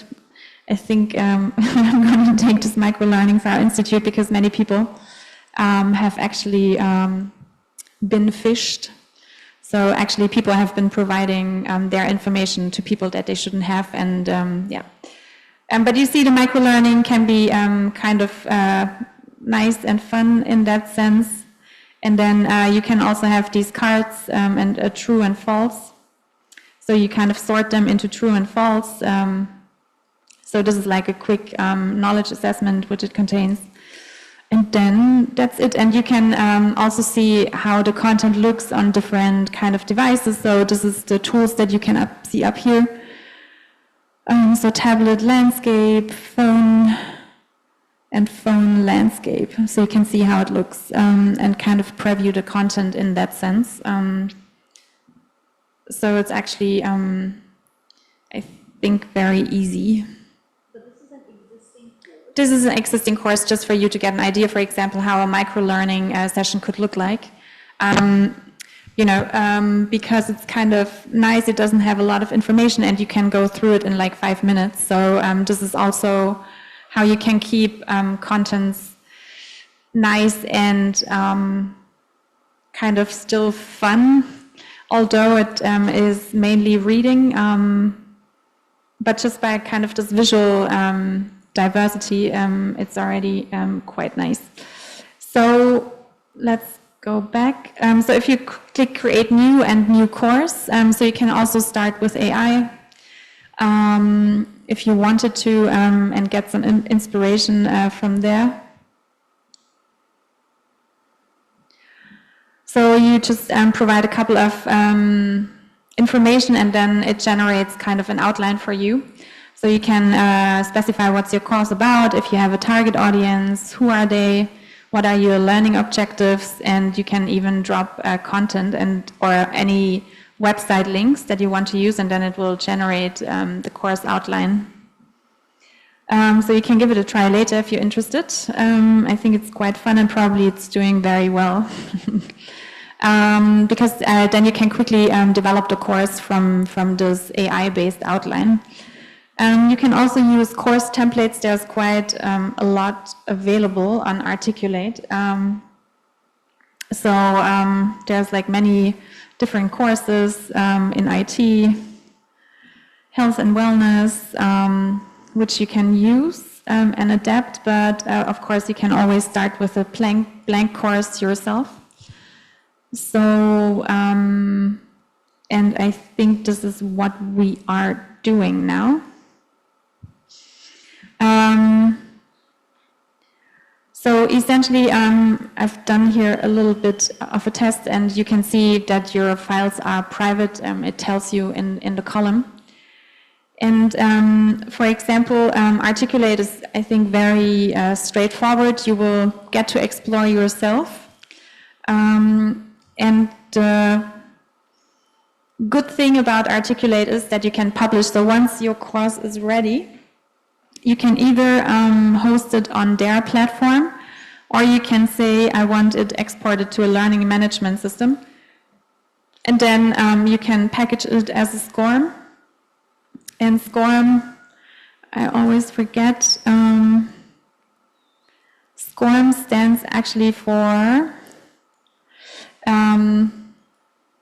Shareable Content Object Reference Model. So it's a little bit complicated, but essentially it's a shareable content type, and which is allowed to upload in Moodle, for example, but also in Open edX. And we will have a look at that tomorrow, how you can import that and how does it actually look on the Moodle. So there's a couple of settings that you can provide, which will be implemented in the SCORM package and then adopted in the Moodle. But we're going to have a look at it tomorrow. Yeah. So after you develop your course here, apart from publishing on those platforms, can you also download it to your computer? Sorry, this is a very basic question, but... You can download the SCORM package to your computer. So the SCORM package is kind of you can also download it here, you cannot see it, as a zip. So there's like different ways you can save it to your computer. So here you see I can download it as a zip file. There's like different ways you can download the content. And for SCORM packages, you can use, I think there's different tools available which can help you then to adapt the SCORM packages. I have to look, but there was a tool which you can also install in PowerPoint for the SCORM packages, because I mean, even with PowerPoint, you can do interactive contents. You can also publish it as a PDF if you, I guess, want to provide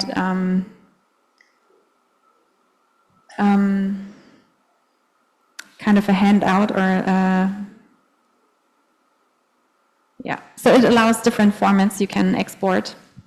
So, sorry, I don't know if this question is for later, but I'm a little confused. So after developing the course here, then you have to turn it into that SCORM, whatever it's called, format? Yes. Okay. And then after that, you can either publish it on another platform or download it? Yeah. So you download it to your computer, and then from there you can upload to a learning management system. So for example, here, if I click publish, it prepares the SCORM package, and then it will download, okay, we cannot see it again. You can download the SCORM package to your computer, and the SCORM package you can import to any kind of platform. So you see I have it now on my computer, and this is basically my SCORM package. And this package I can import, so it's on my computer, so I can import it to Moodle, for example, and there's other software you can also work on the SCORM package. They use Teams, so probably the Teams, because it's Microsoft, I'm not sure Microsoft is so cooperative in terms of formats. Typically they have their own. I don't think Teams does SCORM, but this is like one of the only platforms, because Teams is a little bit nasty that way, so sorry. Microsoft is not very cooperative. Usually they want to earn money, so they lock out everything that doesn't kind of give them a market advantage. So Teams, I don't think so. I mean, I'll double check, but I don't have a good feeling about this. So, yeah. But I mean, you can import the SCORM into OpenEdX. So just that you have it seen in writing one time. So SCORM means Shareable Content Object Reference Model. So this is what it's short for.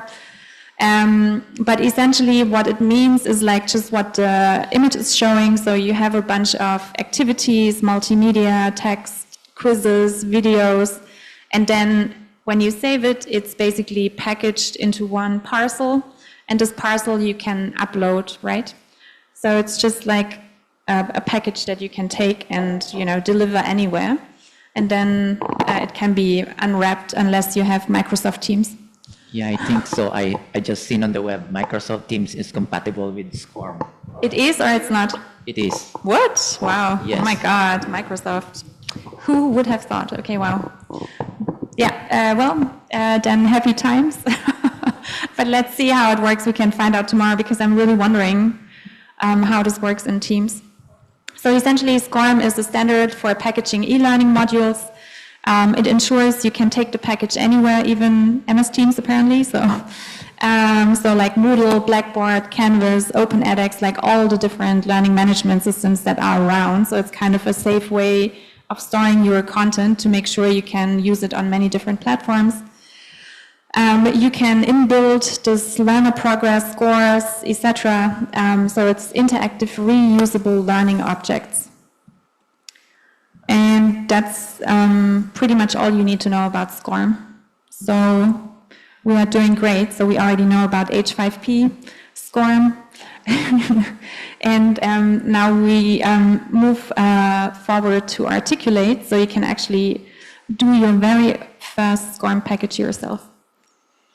And yeah, so essentially what we are doing now, I think, I mean, we have to see how it works, but I think we go back into groups again, and then actually go to the content. So I don't know what you've shared now, Lee, in terms of content. Like, what did you put on the Google Docs? I put example contributors, their calls for day 1, day 3, day 4. Okay, so we have like 3 days. Okay, and maybe we can have 3 groups who then take the different days. I think that would be best, and then we would split you up. So Chris, Joy, and Fabio each in one team, so that we have you as the people who are the experts and who have the experience.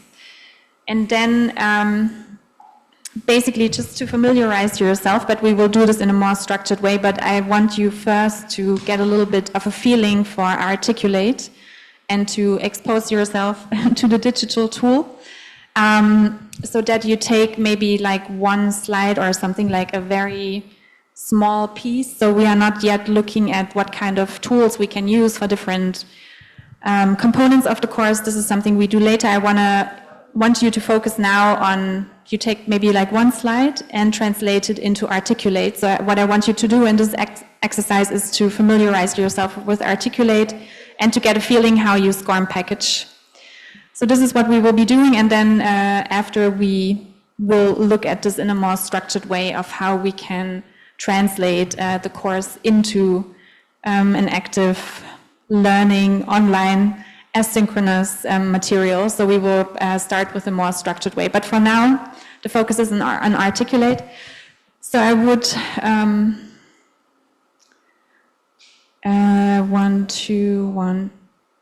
So yeah, 3 groups. 1, 2, 3. So Chris is 1, Joy 2, and Fabio 3, and then so it's 1, 2, 3, 1, 2, 3. Okay. You all have also been divided up, so it's 1, yeah. 3, 1, 2, 3. Yeah, so we have a nice mixture. So everybody is divided now. So, and what I want you to do is, maybe we do like 1, 2, 3. So, what days did you do now? So day 1. Day 1. Day 3, day 4. Okay, so everybody is aware. So, I'm saying it's easy. Yeah. So what I want, just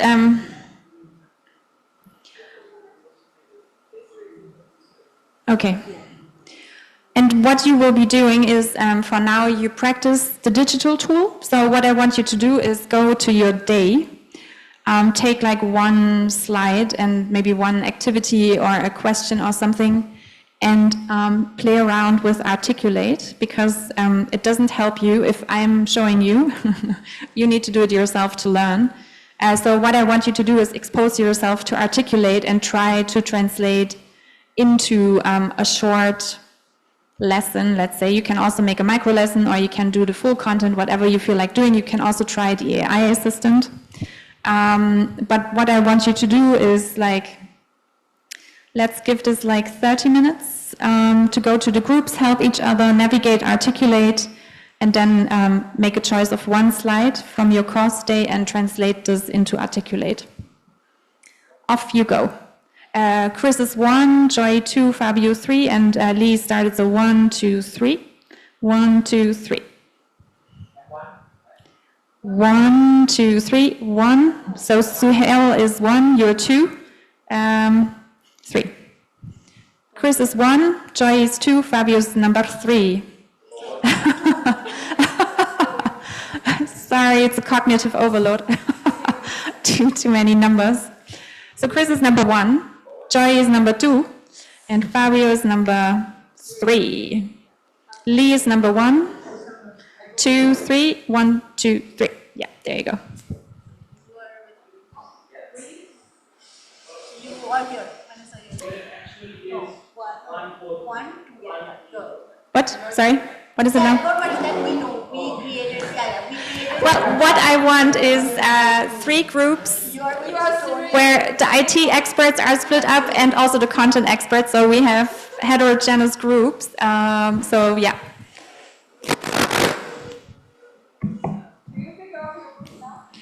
And I want you to pick like one slide and one activity and translate this into Articulate. So later you can present us what you've done and what were your challenges, what was good about the experience, what was maybe not so great. And yeah, so you have 30 minutes, so we will go until 3:20. And then we will have a quick feedback round and have a look at what you've done.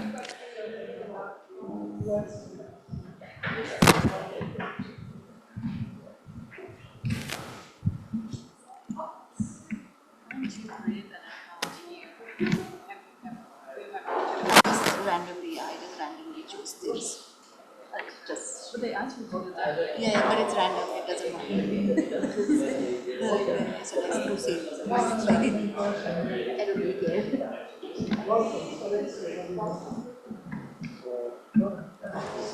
Okay, so I will tell you a little bit about the course.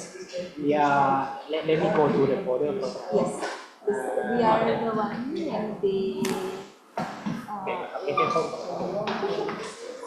transfer. So we are nowhere date. But let me just tell you a little bit about the class that we had designed. So the class was called Transdisciplinary Approach to Health and Wellbeing. And so we had one person from public health, one person from... So sorry. Forgot about the recording. Yeah, but if group one shared their kind of process, what you did, why you did it, how you felt about it, all these kind of things, that would be great. Thanks. Okay, thank you again, Chris here. So we group one work together with Suhail from AIT and Ajahn Lee from Thammasat and Chris, myself from KU. So basically, we already have developed the course from a couple of years ago, and luckily we have Suhail who already experienced with this program. So he supported us to digitalize this course materials. So let me briefly share my slide.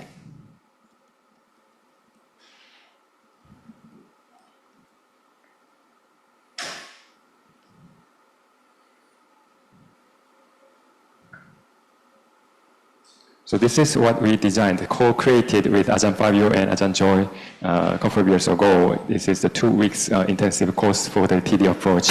So every day we have different events. For the group one, we focused on the day 4, identifying the potential use of TD approach to dengue intervention. The TD is the short for transdisciplinary.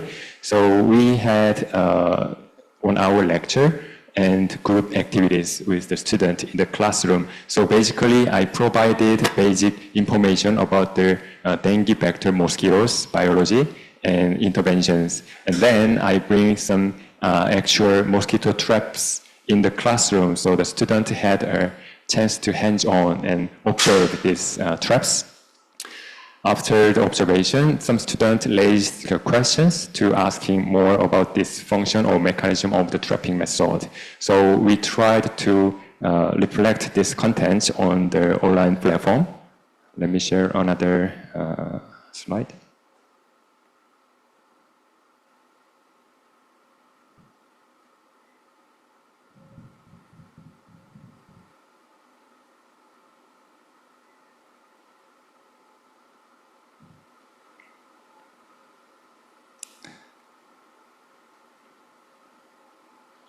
Okay, so now I'm sharing my email first.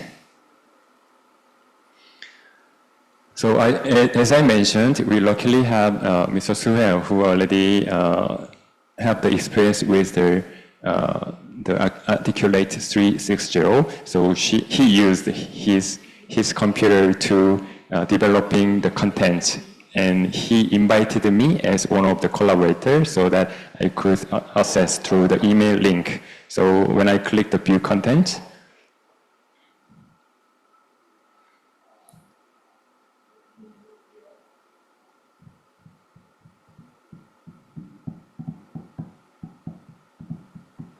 so our content is loading.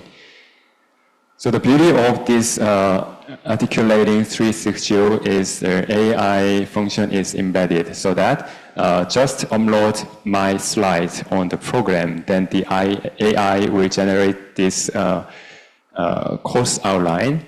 So we just simply type the title of this course, a transdisciplinary approach to the health and well-being. And this course outline was generated by the AI from the slide I uploaded. So it's showing all the details about the course and target audience we keep in, the master student, learning objective we also key in, the dengue fever, dengue vector mosquito, and vector management. And this is generated by the AI based on the slide. So it beautifully separated for each topic with the subtopics. So all this information directly goes to the content. And this is the source content we uploaded, the slide I generated in the class. And then this is one of the paper about the teaching material. So it has the brief overview about the course, and then it has the 1, 2, 3, 4, 5 categories. So the student can follow each category. Let me try one example here, integrated vector management strategies. So we could generate the detailed contents for each topic. So this is the video clip I used in the class for the case study. So this video we downloaded and uploaded. We downloaded from the YouTube and then upload this platform. But it has no function that we just copy the URL so that automatically embedded the video. It is not allowed for this program. So let me play whether it works or not. Video works, but sound. Yeah, it's always a problem in Zoom. It's too many lenses. Yeah, okay. Yeah, so. Activate audio and Zoom, I think so.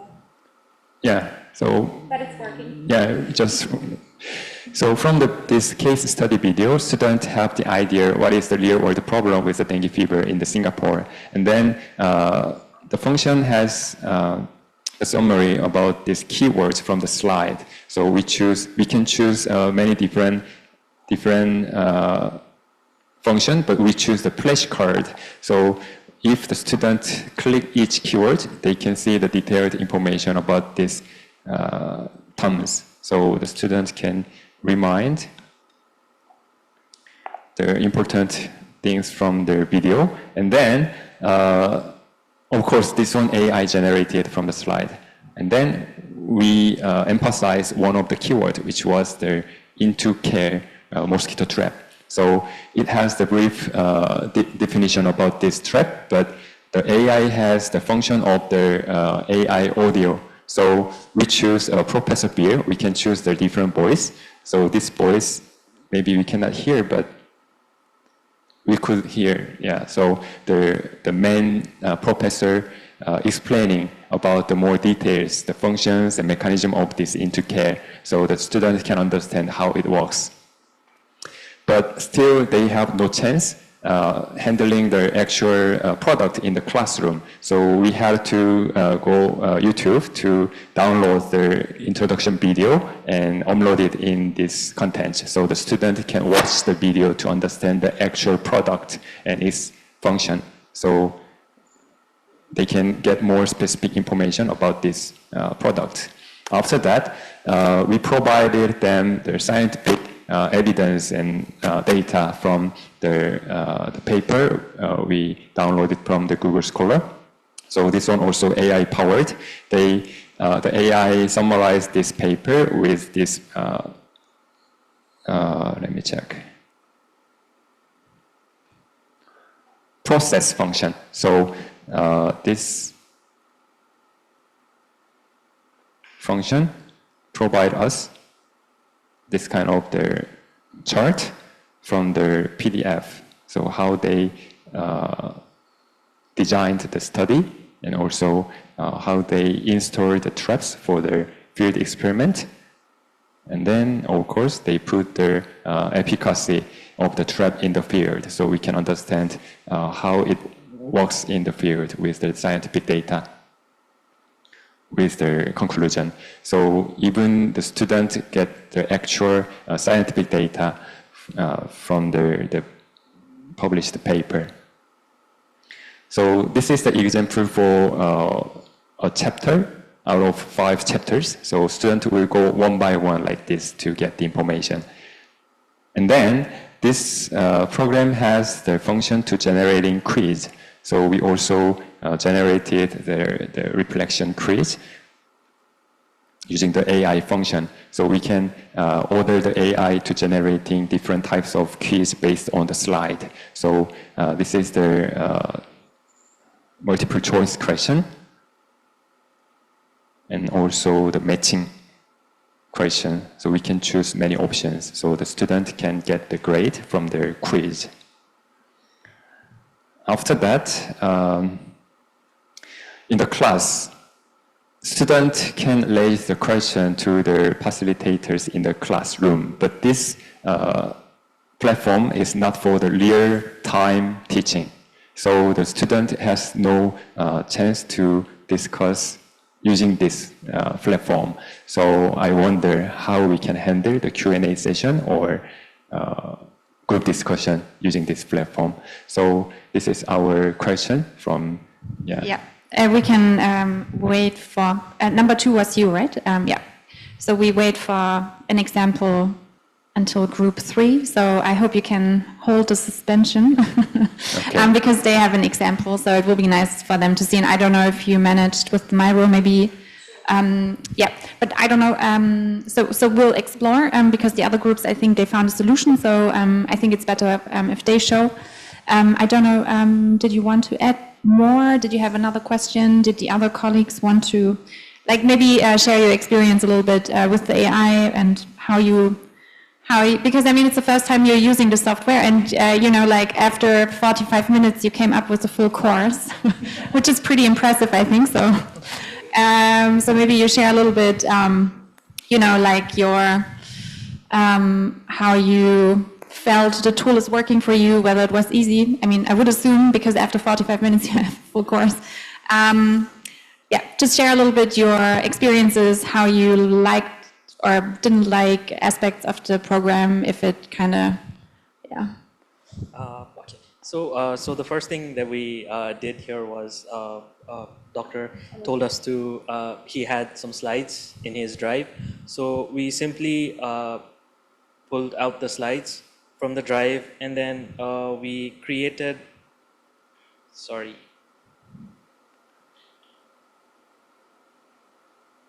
So we created a course here as a blank course, right? So once we do that, then it asks us for what type of contents you want to add it in the course. So we simply put in like, so we started with AI, sorry.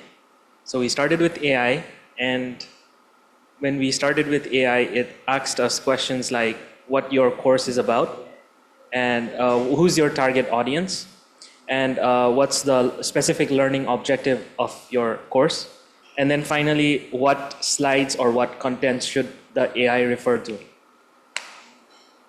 So this way, we just upload the slides that's already ready. So based on those slides, it generates the entire course for us. So that, I think that made it very easy for us to create the entire course and have it up and ready within like 20 to 30 minutes. Yeah, and what was like, maybe Chris, because you did the slides, how did you like the outcome of the AI, the generated AI content, also in terms of quizzes and stuff? So how would you assess the quality of the output? Yeah, it was very accurate, and the AI selected the most important questions and answers. So the accurate rate is very high. And also it has multiple function and different way of expressing the content. So the student can clearly understand the important point. So I think this is good for the brief overview or information for the student, but we still need to attach the actual slide and references so that the student have to go further for the actual slide one by one. Yeah. And did it give you an option to like fine-tune the level of detail based on the slide you gave, or just generate something? Or because I haven't used it yet, is there like a possibility to adjust the level of depth based on the slides that you provided? Okay, Yes, maybe yes. Sorry. there is. Yes, there's great. an option to increase the or explain more. Okay, great. So all those options are over there. Yeah, it was there, but we chose to skip it. Oh, you skipped it, okay. Because I think we were already overwhelmed with what was already happening. So. Okay, great. You can customize the AI generated slides. Yes, yes. So if you're not happy with the content that they have generated for you, you can still have the option to again write it saying that maybe make these changes, and then it again reformats the entire thing and again brings it forward. Yeah, that is very good function. Keep asking us whether we need to increase more contents or reduce the contents, so we can adjust. Yeah, it's very detailed. Yeah. So if you feel like you want to play around with it, you could do it this evening, or we can have a look at it tomorrow as well to see how you can level the AI. Yeah, Lee? So what was your experience? How did you like it? How didn't you like it? This important part, I did not see it. The skip part, I did not try. Wow, it's very interesting for me. And our group actually is very easy because we have the content expert, we have the IT expert, so it just worked so well. And then the AI part, actually, that is amazing. I mean, the first reaction, Chris said, we lost our jobs. Yeah, so it's Original slide came from him. oh yeah, that is original. Manufactured from AI. It came from him. Right, original slide is. Yeah. Yeah. It's now his day. Yeah. And Suha has another question. Yeah, you have another question. Our group have two questions. One is the interactive part, right? The QA part. The other is like how to track the progress. That's. So what was the question? For example, there are like five lesson plans or 5 courses within 5 small courses, five lessons in one course. So what if the student completes 2 lessons and maybe takes a break for like maybe 2 hours and come back and forgets That he has completed 2 lessons. So I think there's no progress to see where they are right now, or is it like we take it to our LMS and then the progress is tracked from there? Yeah, the progress is saved because I think you're in content editing mode. All right. So that's why you probably cannot see it, but you can do the preview button. So there's a preview button, so you can see how this. So if you close the section on the right, the AI, but I think you have to go back because you were creating a new course. So if you go to yours, to your course, then I think you just have to kind of exit this. Yeah. But there's a preview button, so you can preview the course. And then, because essentially this is where you create the course, right? And if you upload to Moodle, Moodle will then also track the progress. And quizzes and everything will be basically tracked within the SCORM module. Yeah. So was this your first time generating content with AI? For you too? Chris? Was this your first time? Yeah, like generating content with AI based on some. So this was your first time, okay.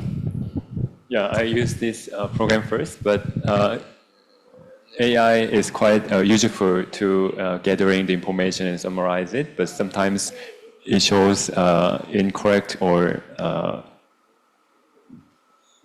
incorrect information. So the facilitators have to design this content.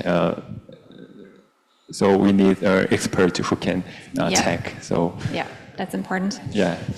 So AI can do a lot, but we'll look at it tomorrow as well. What AI can do and what not. All right. Thanks so much, Group 1. Did you want to say something more? Or yeah, there you The go. one that you talked about earlier. Yeah. So we start course, and yes, as we scroll down, progress increases. Yeah. Yes. So this is how it will look in Moodle as well. But we'll see tomorrow when we upload, because I don't think we have time for it today. So thank you very much, Group 1. Then we move forward to Group 2. Joy and team. If you share your experience and what you came up with and what you learned along the way, that would be great. So we were actually an all AIT team, and so there's Vanessa, there's me, and there's Jirapas.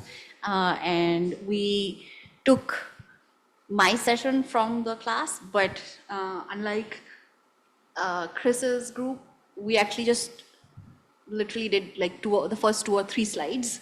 So we just did one section, and from that we kind of, we also started with AI, but we put most of the information manually after that because we kind of went with what we were doing. So what we have, the first one was, we had in the class, we had an activity where they did this power walk, which was outside, which was they kind of said yes or no to particular statements, which were specifically around health.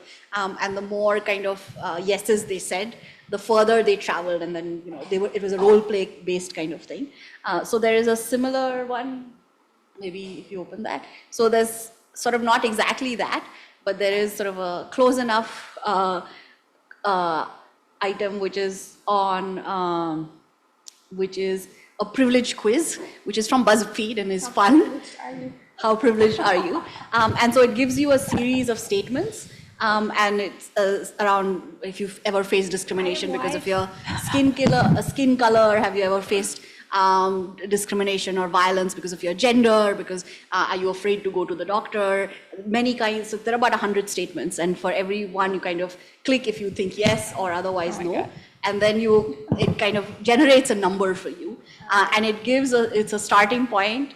So basically have them do an online quiz, but I guess in my mind then the debrief was we were going to have a discussion based on this, like what score. So it's not exactly the score that they get, but how they, but it kind of gives you an idea. So I have used this in class, and so what I asked them to do is what did they think of the questions, and which were the ones they could say yes to, and which were the ones they could say no to, and why. And that makes them reflect a little bit more, because a lot of the questions have to do with education, for instance. So in our classrooms, everybody's a master's or a PhD student, so they're highly privileged. Most of them are traveling outside internationally to study as well. So many things are adding to their privilege in ways. So that kind of creates a discussion. So that was kind of an opening discussion to understand social determinants. So I don't have slides on social determinants things, but to understand the questions of equity and health. So there's a quiz, and then the next thing we had was have them watch a video. So again, that's a video that we had used in class. So we put a link, and then that would take them to the YouTube video, which was on equity and health and around food access. So then it's slow, so it will take them, so they have to watch the video. Okay, so but you understand, like they have to watch the video, and then based on the video, we created a short quiz, which more tests kind of their understanding that they did watch the video. So it's more just a knowledge-based quiz. So just to check that they did understand and follow the videos. And then we had the next section, which was the PowerPoint. So there are a couple of slides of PowerPoint in there. And then we wanted to integrate Miro into it. And so they, based on their understanding of what we've discussed, they have to create a mind map of their understanding of the concepts that we're discussing. And so the Miro thing sort of worked, but not, like we could embed it, but then they couldn't get access unless they have an account. And so that kind of was the point that we stopped at. But then that exercise is about creating the mind map of the concepts that they've been studying till now. So. I'm wondering how you generated the link from Miro, because I think there may be we tried embedding, we tried sharing, we did everything, but You did everything. yeah, like Publish publicly. yeah, like if you publish it publicly, so that we didn't do because then that is available to any user of Miro. Yeah, anyone with the link. Did you try this option? We tried that. And it's still asked for creating Yes, an yes, account. Okay. yes. Yeah. So- yeah, I think we have to. And then we see. did try, so he did try it to then export it. And so we could publish it or integrate it into our Moodle. And so it exists in the Moodle. So that we created it. Oh, you already did it? Yes. And Oh then- my God. Okay, wow. And then, so these are like all those activities and Oh, yeah, the that's very cool. Okay. Everything is already embedded in, or as a topic Yeah. within Moodle. But this is very cool. So you have a nice course, like easily integrated in Moodle. So you did it all essentially. So yeah, it's just figuring out a little bit the technicalities, like if it's somehow possible to integrate Miro even without an account. Maybe there's a way. I don't know. We can maybe have a look at that. But otherwise, this is great. Yeah, so it could be just the top. So because we just did one, so there's just a topic, but you could do your entire course this way as well. Yeah, that's fantastic. Look at that. Oh my God. Great. So how did you like the process? How did you like the software? How was your how do you feel now after the exercise? I also start same as Suhail. So from the software, they allow to generate from AI. And I just upload a slide from her, but we use only two slide and upload. And also for the choice, we use ChatGPT to create the choice here. So we have like link for watch the video, right? So we use the notebook LLM to Use multiple things to get people where we did. Yeah, so you're already advancing very quickly, I see. So Very good. So what I learned was I need an expert, and then it works well when we're like throwing ideas at each other. I have very short time, so I don't have time to watch the video. I just send to notebook LLM to watch for me. So okay, I have see. what everything. I have the mind okay. map, and then I just send this one to ChatGPT to create the great. choice for me. I just forward to that software to create. But then we also integrated it backwards because we said, okay, the students can create it. Yeah, that's great. Yeah. All right, fantastic. Yeah, awesome. So yeah, Notebook LLM can do great stuff. It can also do podcasts and so on from your slides in a real voice. Yeah, very creative use of AI. And look at that, like only after also 45 minutes, you come up with this nice e-learning content, which looks very professional. Yeah, great job. Wow. Okay. Did you want to share anything else from group 2? Feelings? Are you happy with the outcome? How do you feel in general using these tools and so on? I feel the AI is great, but I really need the human. The AI is fine, but the human made the difference. Yeah. From notebook, you have the flow, and then you just put it into ChatGPT, No.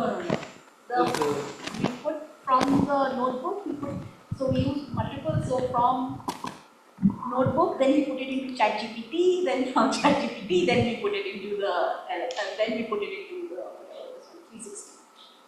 The quiz. From ChatGPT, you put directly to Articulate. Yeah, we copy paste. I thought you used Miro.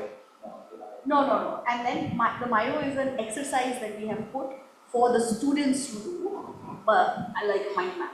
Okay, sure. So I will show you some. So I just create a question.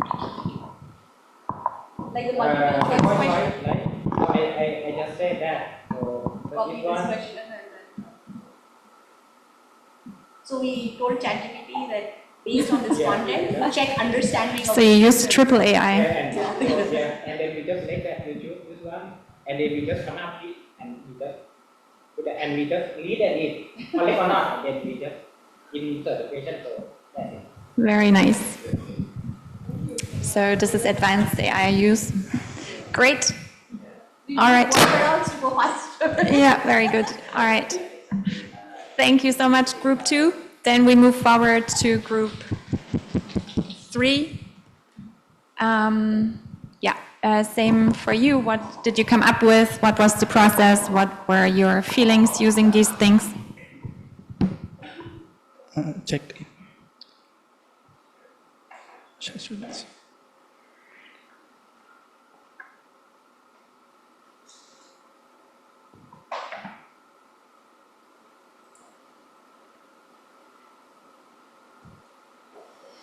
Yeah, so I guess all the all the aspects were discussed, and we all were aware about the tools that were available in the Articulate windows. So instead of trying all those tools, we straight away jumped how to embed the external apps to our window. We started with the micro-learning course, just focusing on one topic, social determinants of health, wherein, as per the expectation, it was expected for the questions to the participants, to which, instead of comparing, they have a good discussion. So we embedded Padlet tool. So it starts, if we preview, it starts with the main screen with the topic, social determinants of health. Then it moves on to the question. What does health mean to you? What does it mean to be healthy to you? The participant clicks on it, and it redirects to the Padlet tool, wherein participants answer the questions.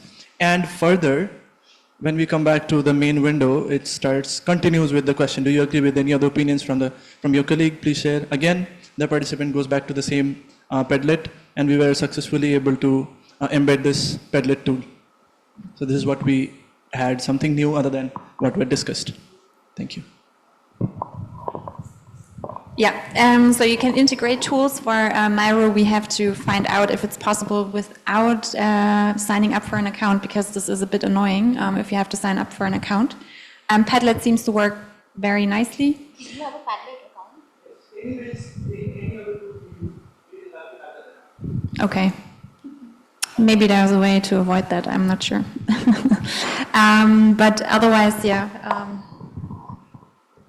We have to think about how the process can be made smoother. Yeah, I think I would like to add up with what was done. Padlet, we need an account to create those content, but then once we have that content, we can share it publicly without anyone having an account. We can do that one in Padlet. Yeah. So no need to have an account for you to participate in any discussion. So even if you're not a student or you're an outsider, you can open that link and just let them fire out their discussion. When I use Padlet natively, you can restrict the privacy functions about who can see it, cannot see it, things like that. Like, anybody with the link only, so it's not just like do a Google search and my Padlet will not show up. But yeah, I don't know integrated what that means. Yeah, because for Miro it should be possible, but apparently it's not, but we can test it. So what was your experience? What did you like about it? What did you not like about it? Group 3? You want to say technically? Yes, One challenge that I faced was I had to struggle through the user interface. The screen was, I think, not proper. I had to scroll left and right, top and down, top and bottom to see the things properly. But wasn't your screen enlarged? I think it was plus 100%. It was. When it was enlarged to 100%, I had to move to the left, to right, to see the things. Because when I checked in, I think I reset it. And did you do scrolling after? Yes. Still? Yes. I had the feeling it switched back to full screen, but but maybe it's some accessibility feature or something, I don't know. Because I don't think others had the problem of scrolling, that the website was larger and that you had to scroll like all over the place. Yeah, okay. So one challenge by team 3. Yeah, that was the challenge. Otherwise, everything was good. Yeah.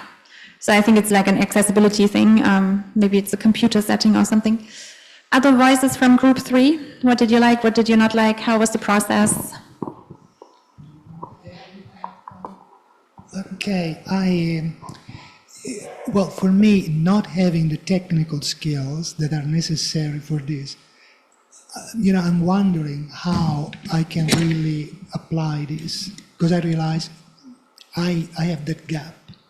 So, and even with my colleagues who are very experienced in this, and still we had to use a lot of time to resolve the technical challenge. So, I don't know. From a teaching perspective, I do this without the technology. So I understand, yes, this is useful to put it online, but when we started with Articulate, one of the limitations that we had with Articulate was that it did not have the function for like a discussion board, correct? So again, the only options were the true or false, correct, incorrect, multiple choice, which is not what is useful for my teaching. So that's for me, but it was good that, then we were able to resolve that and move to at least something really more useful for critical thinking. So I don't know, I am, hopefully, the next 2 days are going to help me more with this. Have you checked the conversation tool? Oh, okay. So it didn't allow you to interact, basically. Okay. But we can check for that. It should be there, because typically you have a comment function that you can implement in Moodle, and even Moodle comes with this functionality, so it's a very basic thing. So I would be surprised if it wasn't there. Probably it's just hidden under a different name, I guess. But it should be there because it's basic functionality. The comments have been around for decades of internet, so for a long time. All right, so this was your first exposure to Articulate, and I think overall you did a really great job. All of the contents you came up with within like roughly 45 minutes, are looking very sharp. So you have like really nicely designed course contents, almost a finished course with quizzes, video, different kind of activities. You even integrated external applications you had no idea about this morning. So I think the trajectory is quite steep that you went through today. So of course, you're still learning because everything is new. But just if you think about when you came this morning, you had no idea about SCORM, H5P. You had no idea about Articulate, and now it's like 4:40 p.m. in the afternoon, you did like a full course, even uploaded a SCORM package on the Moodle. You did like 3 digital tools in depth a little bit, so you have an idea about Miro, about Kahoot, although we need to dive a little bit deeper because Kahoot maybe is still a little fuzzy how it can be used. And I think the progress is quite steep. So I would move now into the wrap up because it's like 4:40 p.m. and we want to close 5 p.m. sharp. The latest, since tomorrow will be another day, and we kind of need time to recover, I think. So maybe let's go back to your expectations, but this is like your expectations for the full workshop.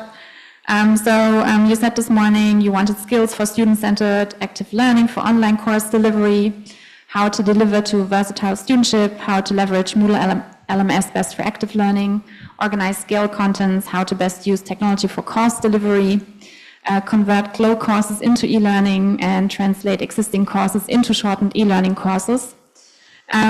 So I think most of the things we've touched today, you were able very quickly to translate what was available in your course folder into a shortened e-learning course. As Chris said, the AI still needs supervision, but you can move very quickly, and you've seen that you can navigate quite easily, right? And I hope that the exercise and playing around a little with the tool gave you confidence to explore more on your own, because overall I think you have an idea how the structure looks now, and what tools are available. And in terms of the outcomes of day one, what I wanted to achieve is experience at least 5 tech tools. I think we can tick that off. So we did Kahoot, Padlet, Miro in depth. Soon we already know, and we also did the Articulate. We started translating your own course into an e-learning structure, and you built even your first own SCORM package, and you all know now a little bit what SCORM is and what you can do with it. So just to show you where you started and where you ended the day. And so I think we've done quite a lot. So in terms of what I'm planning for tomorrow, would be basically to recap today when we come back. Then we will have a short session on backward design for e-learning, which can be helpful for you, and we will delve deeper into a structured course mapping. So how you can, kind of design these activities in a more structured way, not just by letting AI choose, but by making a mindful choice of all the different activities that you have available, for example, that I gave you in the PDF, so you can create those yourselves as well. And I thought also, because now today we looked a little bit into available tools like Padlet, Miro, and so on, but those are basically made by other companies, and you can also, because it's very powerful, and especially group 2 was today the AI group, like the advanced AI group. So we will be looking tomorrow into generative AI for active learning. So we will look into other tools that are available that can be helpful for you, and that you could even use for students, especially for asynchronous learning, for example, in terms of collaborative writing, but also in terms of text generation, like dialogue partners, brainstorming, personalized tutoring and feedback, also for content assignment creation, video generation, role play, and even the existing tools, they have AI, which we haven't yet explored, like Miro, for example. So there's a lot of Gen AI tools, even Google Gemini, Notebook LLM, which is from Google, for example. There are so many tools which have helpful features for active learning. So we're going to have a look a little bit tomorrow. We will dedicate some time, because I think this can be really very interesting, and there are so many different tools which provide a different kind of functionality, and which can also help you, first of all, generate content, but potentially also offer it to students as part of the learning experience. And when you understand yourself, you can also help guide students be aware of kind of strengths and weaknesses of the tools and how you want to use it in class. Then we will continue with the course prototype and then wrap up.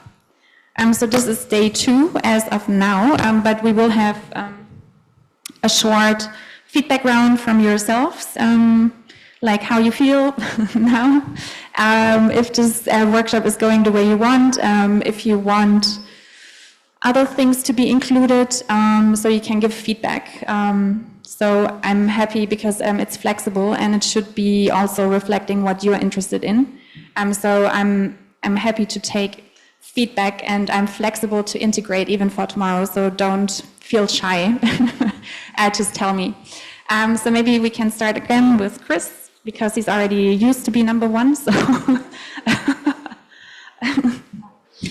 So, Chris, maybe you can start how you feel now as the day finishes, workshop day 1, how you feel you want to continue day 2, whether if you have any wishes to be reflected, and anything else you want to share.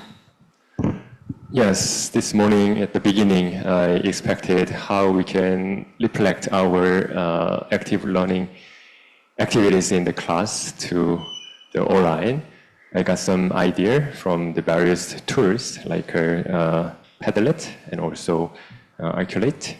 So we have a lot of options to using the online tools, but still have wonder how we can make that kind of the role playing through the online. So basically the Articulate for the not real time, but for the student activity in the classroom have to be the real time. So for tomorrow, I hope that we can discuss how to reflect that kind of the role-playing activity in the class to the online.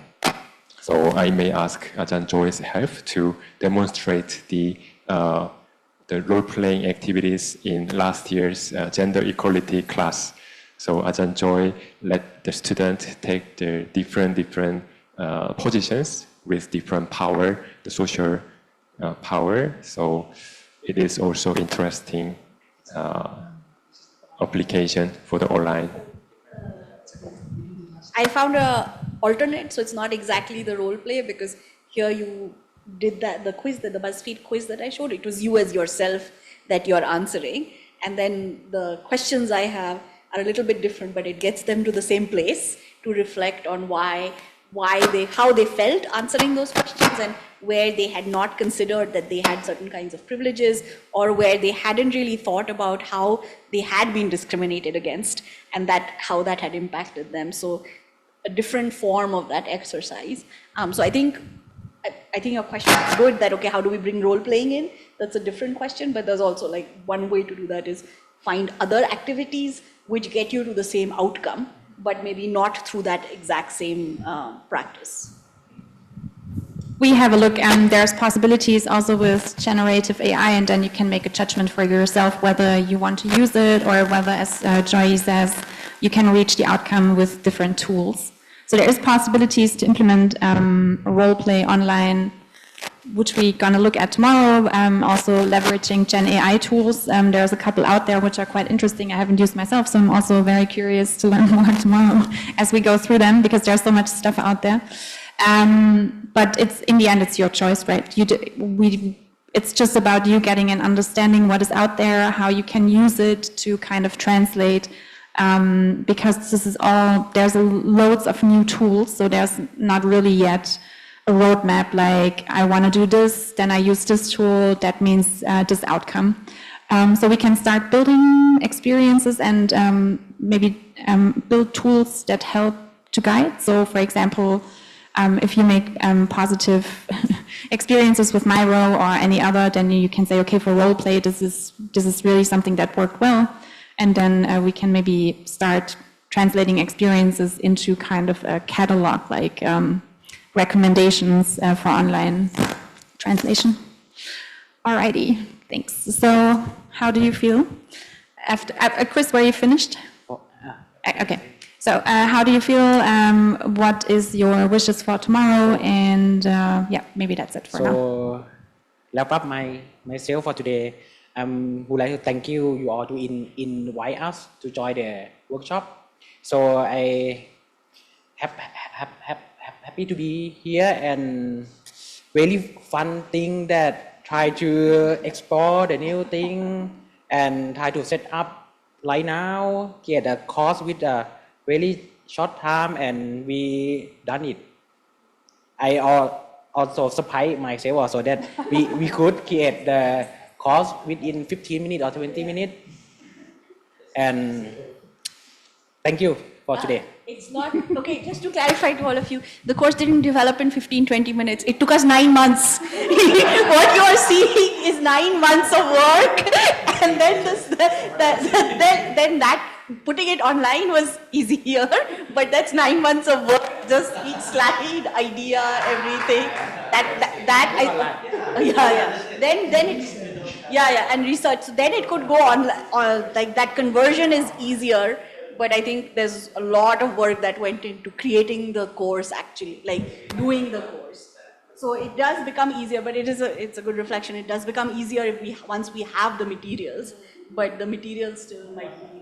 And we had various different activities already from an active learning perspective already embedded in those classes. So that was, I think, so, I'm just saying, don't say 15 minutes.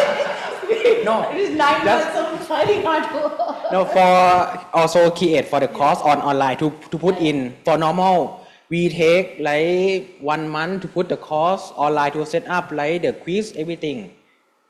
So we have worked on the course, but also we have to get the file for presentation. So like, yeah, yes, true. Yeah. Okay, but that's a valid thing that, okay, what takes you 1 month took you far less. That's a good learning as well.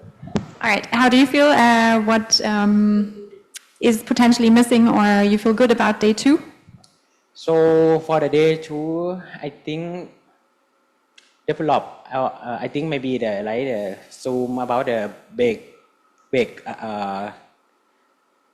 what they call big loom, big out loom, and low pay. I think we can try on that one also. Zoom, breakout rooms. You want to do Zoom breakout rooms? Yeah. Okay, I thought you were already bored by Zoom, but happy to do it. I would say that if you mentioned this, like breakout rooms, even if you're not using Zoom, but the idea of breakout rooms. For asynchronous teaching, you mean? Yes, or synchronous, like how do we put that into... Okay, I put it on the wish list. Okay. Thank you. Thank you for your feedback.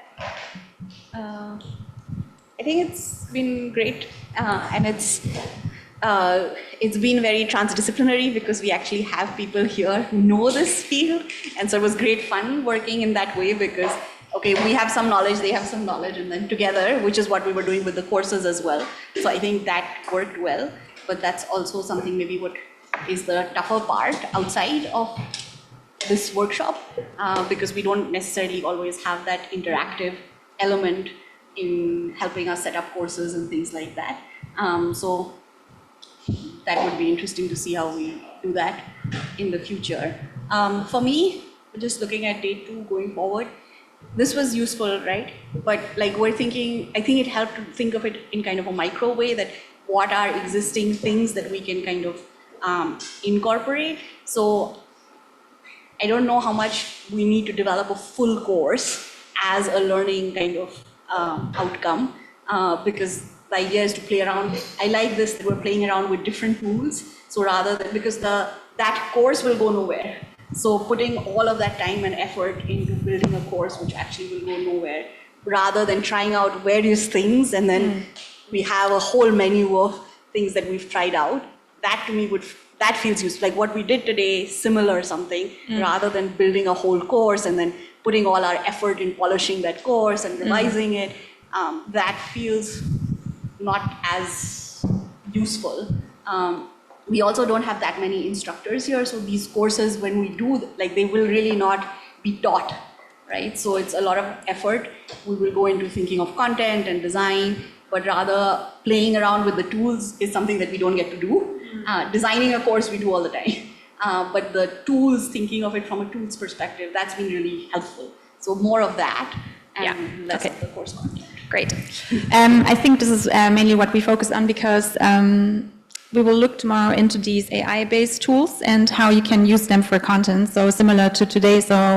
And we will cover some components at least a little bit so you get an idea, for example, a little bit deeper how to use this Google Design Sprint as a method in case you want to use it moving forward. So we will touch things, but I don't think we can really go very deep, but taking the content as it is, which resembles probably what you will be doing in the future very similarly.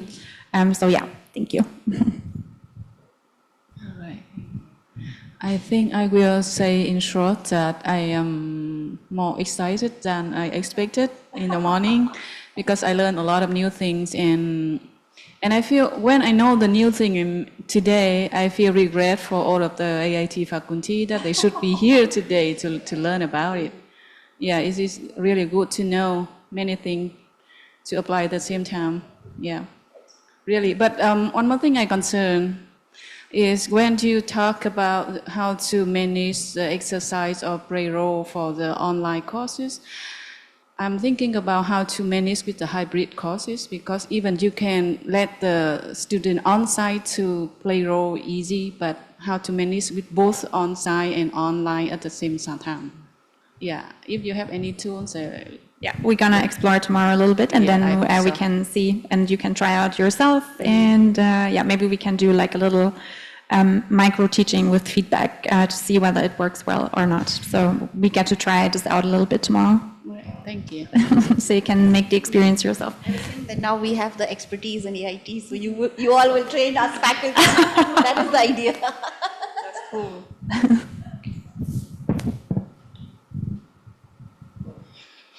Firstly, thank you for this workshop.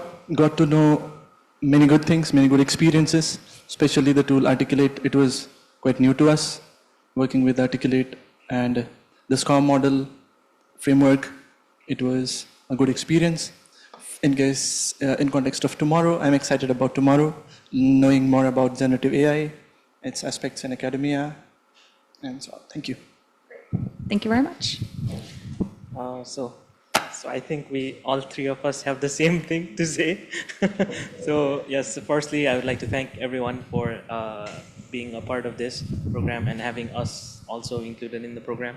And so yeah, I had a very good, I am having a good experience, got to learn a lot of new things. And since data science, AI is my major subject, actually our major subject, so tomorrow even generative AI, so it's going to be more interesting how it can be used in terms of education and all those things. So yeah, really looking forward to that tomorrow. Thank you. All right, thank you. Thank you. I am very appreciative of everything we did today. Thank you for all your input, for everyone that I worked with. And as I said this morning, these things are completely new to me. So actually, it really helped me to put myself back in the shoes of my students when they start our program, how they might feel, because everything is new to them the first day, and they go, and at the end of the day, they're probably traumatized. But then they move on. And so hopefully tomorrow, I will be able to move from trauma to enjoyment. Okay, but I do appreciate even the trauma of today. Okay, that was good. It was really good. And I hope tomorrow, maybe, I don't know if it's possible, but if we could try to maybe cover less content, but spend more time on if we... Yes, on trying more, on doing more hands-on, like we did in the afternoon. Sure. That would really help me personally. But there's so many tools, but I'll curate. Thank you, but thank you very much, everyone. Thank you, okay. Yeah, I would like to thank everyone. I don't have any expectation for today, but then after the day, just as a beginner, I get to learn a lot of good things from this day. And I would like to once again thank for the participation of everyone, especially our organizers. Thank you. Thank you. I'm so happy and so excited actually to participate in all these exercises. A lot of things are new to me. And the group work with different compositions, and as Joy mentioned, right, like really from different disciplines, different background, different expertise. That's so interesting. And the exercise was so much fun. Right, so like it's it makes things just a lot easier to have, but just also mentioned like all these things already have been developed for 9 months, right, and upload here and made it happen. So for tomorrow, I'm quite happy with this, and for the AI generated content, I just practiced, like just this afternoon we did that, so it's just like really eye-opening for me. Yeah, so I'm looking forward to that. Thank you. Thank you so much. Great, Today I have learned a lot, and all tool is very interesting. Thank you. Thank you so much. So also for being open and taking the journey, because I think we covered a lot today. And again, I mean, this morning you had no idea about H5P, SCORM, Articulate, and now you leave the room, and I think you have put some new tools in your backpack that you can use moving forward, and that hopefully will be useful to you in the future. And tomorrow, I think I'm also very excited about the AI-based tools, because I think they offer a lot of opportunity in addition to these tools, so that you are also aware what students may be using, but also how students can be using that for active learning as well as a tool, so that you can proactively integrate these kind of tools as well, because there are so many out there, and I think it's helpful to use the time tomorrow to have a look at a few of them and reflect and play around how they can be used for active learning, for problem-based learning, and how you can integrate these tools for better content, but also for interaction. All right, then we're almost on time. It's 5:05. So thanks, everyone, and we'll continue tomorrow. And thank you so much for being active today. Thank you.